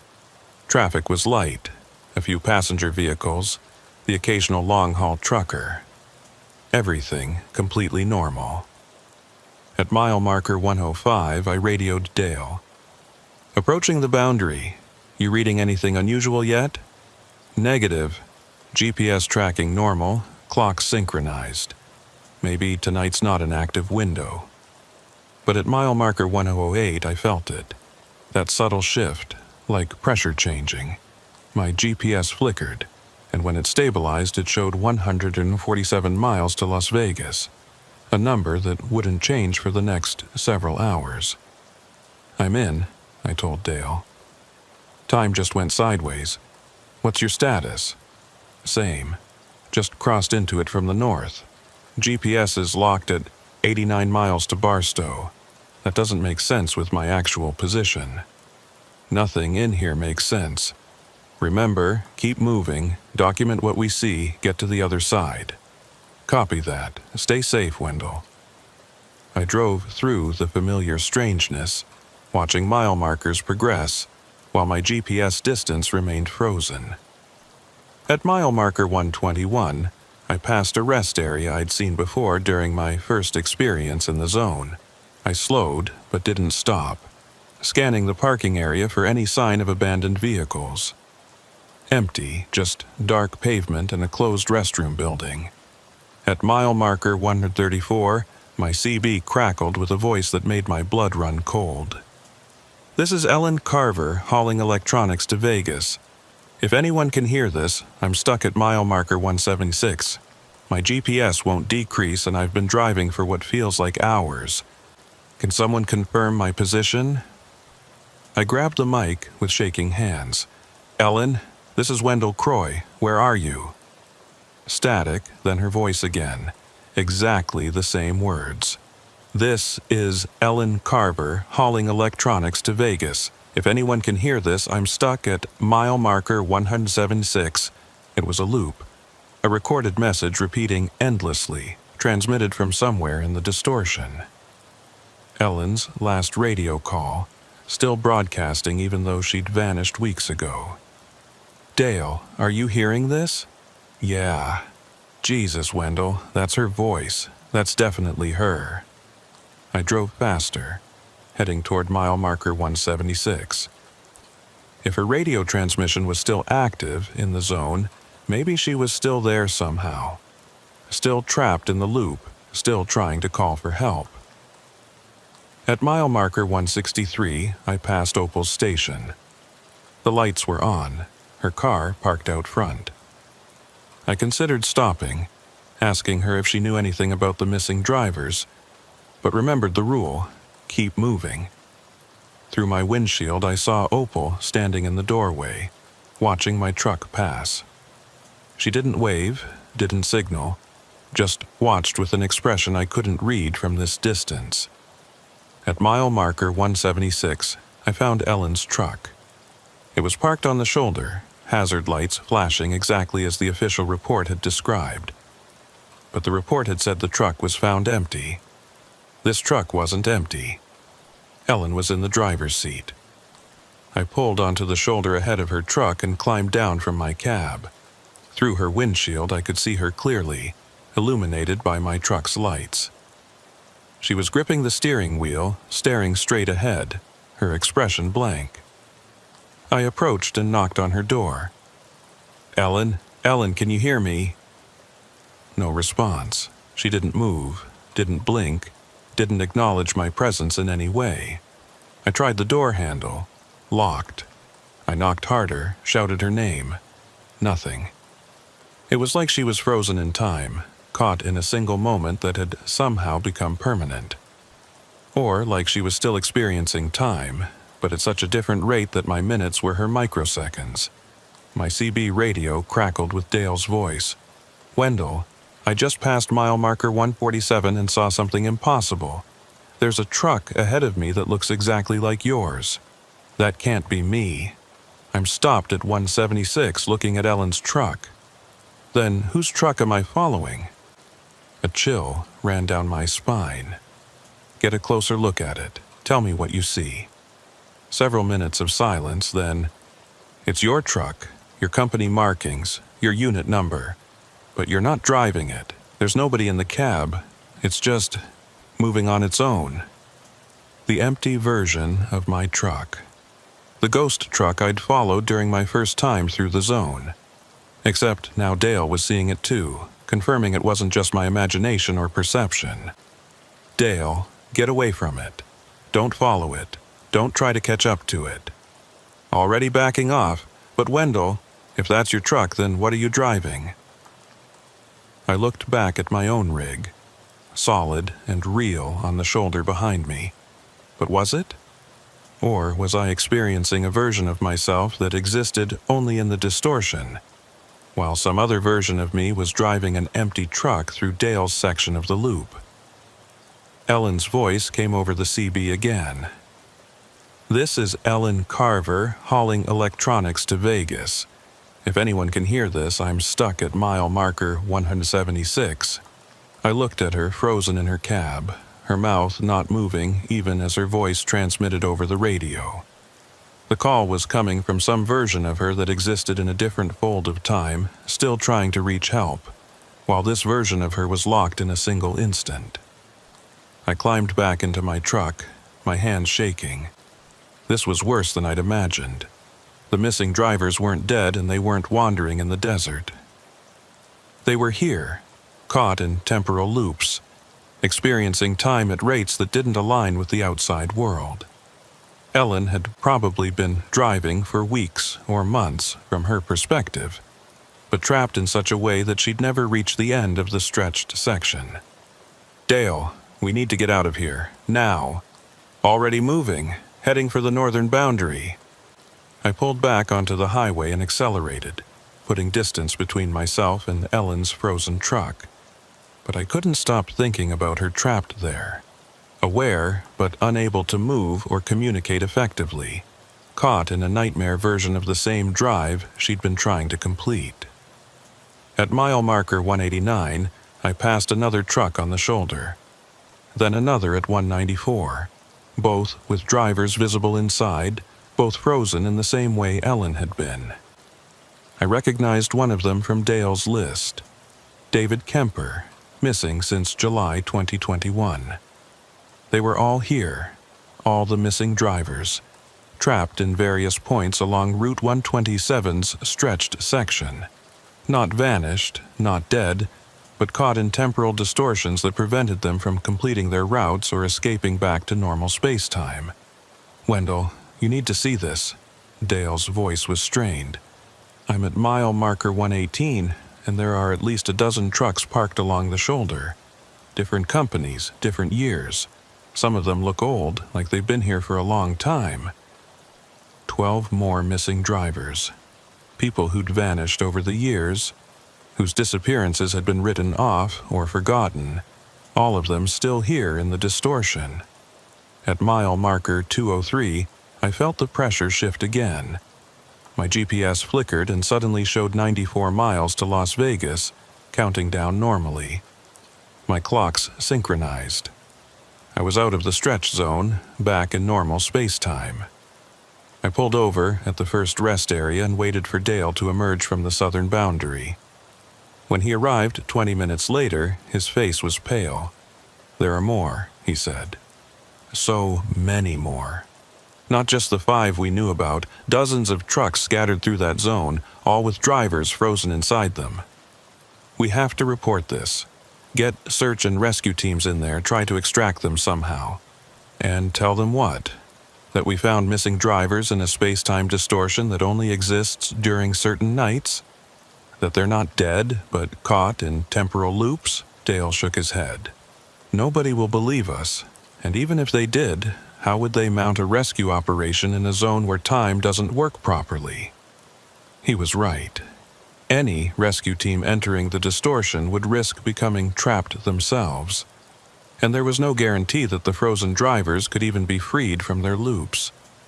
They might be so far out of sync with normal time that they couldn't be brought back. We sat in silence for a long time, processing what we'd seen. Eventually, Dale spoke quietly. "We should call Hassler, tell him what we found. Maybe his task force has resources we don't, ways to help those people. Or maybe they already know. Maybe they've always known and just haven't done anything about it. Then what's our option? Leave them there?" I didn't have an answer for that. Over the next few days, we debated what to do with the information. We could go public, try to force an investigation through media attention. But without evidence, and our photos showed nothing unusual just as Ellen's hadn't, we'd be dismissed as conspiracy theorists or attention seekers. We could try another rescue attempt, going in better prepared with equipment and plans. But we'd barely made it out ourselves, and attempting to extract frozen drivers from temporal loops was beyond our capability. Or we could contact Hassler and hope that his task force would actually help. In the end, the decision was made for us. A week after our nighttime investigation, Dale's truck was found abandoned at mile marker 152 on Route 127. Engine running, cargo intact, no sign of the driver. He'd gone back alone without telling me, probably trying to help the trapped drivers, trying to find a way to free them. And the distortion had claimed him too. I called Hassler's number. It was disconnected. I tried the facility where we'd met with the task force. The building was empty, with "for lease" signs in the windows. Everything associated with that meeting had vanished as thoroughly as the drivers in the distortion. I was alone now, the last member of our investigation network who wasn't missing or scared into silence. And I had a choice to make. I could stay away from Route 127, avoid the stretched zone, and live with the knowledge that Dale and Ellen and dozens of others were trapped there. Or I could go back, try to understand the phenomenon better, maybe find a way to help them. But I remembered Opal's warning about drivers who stopped moving. And I remembered Ellen's frozen face, staring ahead without seeing, caught in an endless moment. Going back might mean joining them in that limbo, never reaching the end, never escaping, just driving the same miles forever while thinking I was making progress. I've made my decision, though I'm not sure it's the right one. I've accepted a load that will take me through Route 127 tonight, deliberately, with full knowledge of what I might encounter. I'm bringing equipment, supplies, documentation, and I'm bringing this written account, which I'll mail to a colleague before I enter the zone. If I don't reach Las Vegas by morning, if my truck is found empty at some mile marker along 127, at least someone will know what happened. At least the pattern will be documented. Maybe that's all any of us can do. Document the strangeness, bear witness to the impossible, and keep driving even when the road refuses to let us reach the end. I'm at mile marker 95 now, 10 miles from where the distortion begins. My GPS shows 156 miles to Las Vegas. My clocks show 11:47 p.m. In 13 miles, those numbers will stop making sense. I'll enter a section of highway where distance and time have become meaningless, where dozens of drivers sit frozen in their cabs, still trying to complete routes they'll never finish. And somewhere in that distortion, Dale is trapped. Ellen is trapped. All of them are waiting, caught in loops they don't understand and can't escape. I don't know if I can help them. I don't even know if I'll make it out myself. But I'm going in anyway, because someone has to. Because leaving them there without trying feels like a worse choice than risking joining them. Mile marker 103. The boundary is close now. I can feel it ahead, that subtle pressure in the air that signals where normal space ends and the stretched zone begins. My CB radio is crackling with static. In the static, I think I can hear voices. Ellen's voice repeating her position. Dale's voice calling for help. Others I don't recognize, all of them broadcasting from different points in the distortion. All of them still trying to reach the end of a road that has no end. Mile marker 108. The pressure shifts. My GPS stops changing. I'm in the loop now, and I don't know if I'll ever get out. But I keep driving because that's all any of us can do. Keep moving forward, even when forward has stopped being a meaningful direction. The mile markers continue. 109, 110, 111. My GPS still shows 156 miles to Las Vegas. It will always show 156 miles.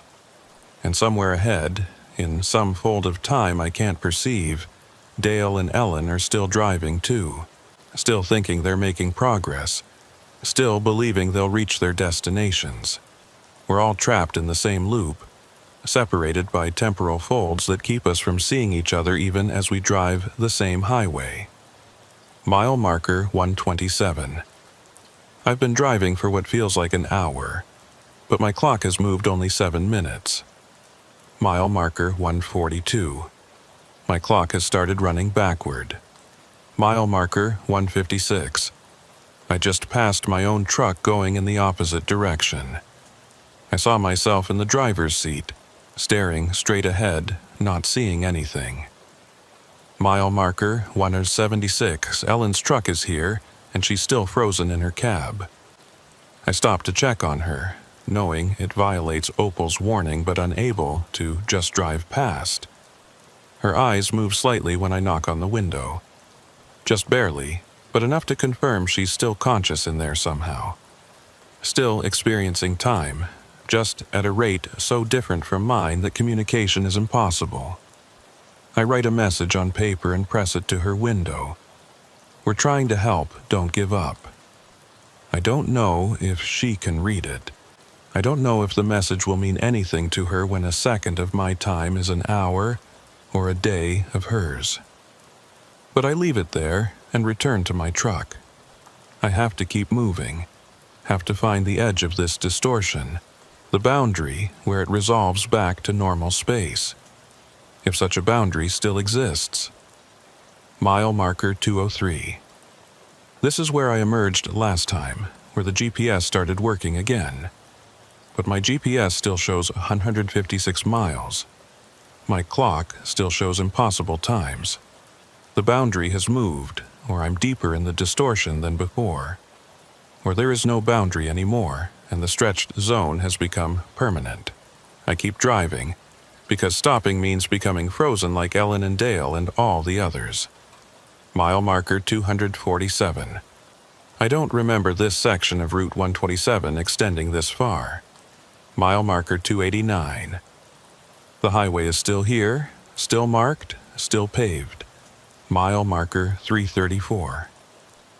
I've been driving for what feels like days, but my fuel gauge hasn't moved. My cargo temperature hasn't changed. Nothing ages or depletes in here because time has stopped having meaning. The CB radio crackles with voices, more of them now. Some I recognize, most I don't. All of them calling positions, asking for help, reporting that their GPS won't decrease.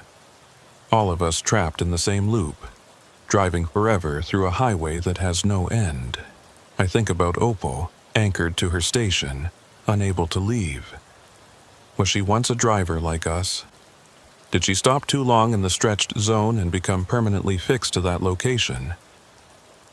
Is that what awaits all of us eventually? Not escape, not death, but transformation into permanent features of the distortion. Frozen waypoints that future drivers will pass without understanding. Mile marker 401. The sun hasn't risen yet, even though I've been driving all night. Or maybe it has risen and set multiple times, and I just can't perceive it from inside the temporal fold. My phone shows messages from weeks ago, months ago, years ago, all arriving simultaneously, all marked with impossible timestamps. One of them is from Dale, sent after he disappeared. I found something at mile marker 489. A way out, maybe. Keep driving. Don't stop. Mile marker 489 is ahead. If I can reach it, if it even exists. I keep driving. The mile markers continue, counting up into numbers that shouldn't exist on Route 127. The highway stretches ahead, empty and dark, disappearing into distance that has stopped meaning anything. And behind me, in my mirrors, I can see headlights. Other trucks, other drivers, all of us caught in the same endless route. Some of them have been here for years, driving the same miles over and over, never reaching their destinations. Maybe I'll find Dale's exit at mile marker 489. Maybe I'll escape back to normal space-time and be able to report what I've seen, get help for the trapped drivers. Or maybe I'll just keep driving forever, adding my voice to the CB radio static, another position report that nobody will answer. The road goes on. The GPS still shows 156 miles to Las Vegas. I've covered thousands of miles that don't exist, and I'll cover thousands more because stopping means becoming frozen in time.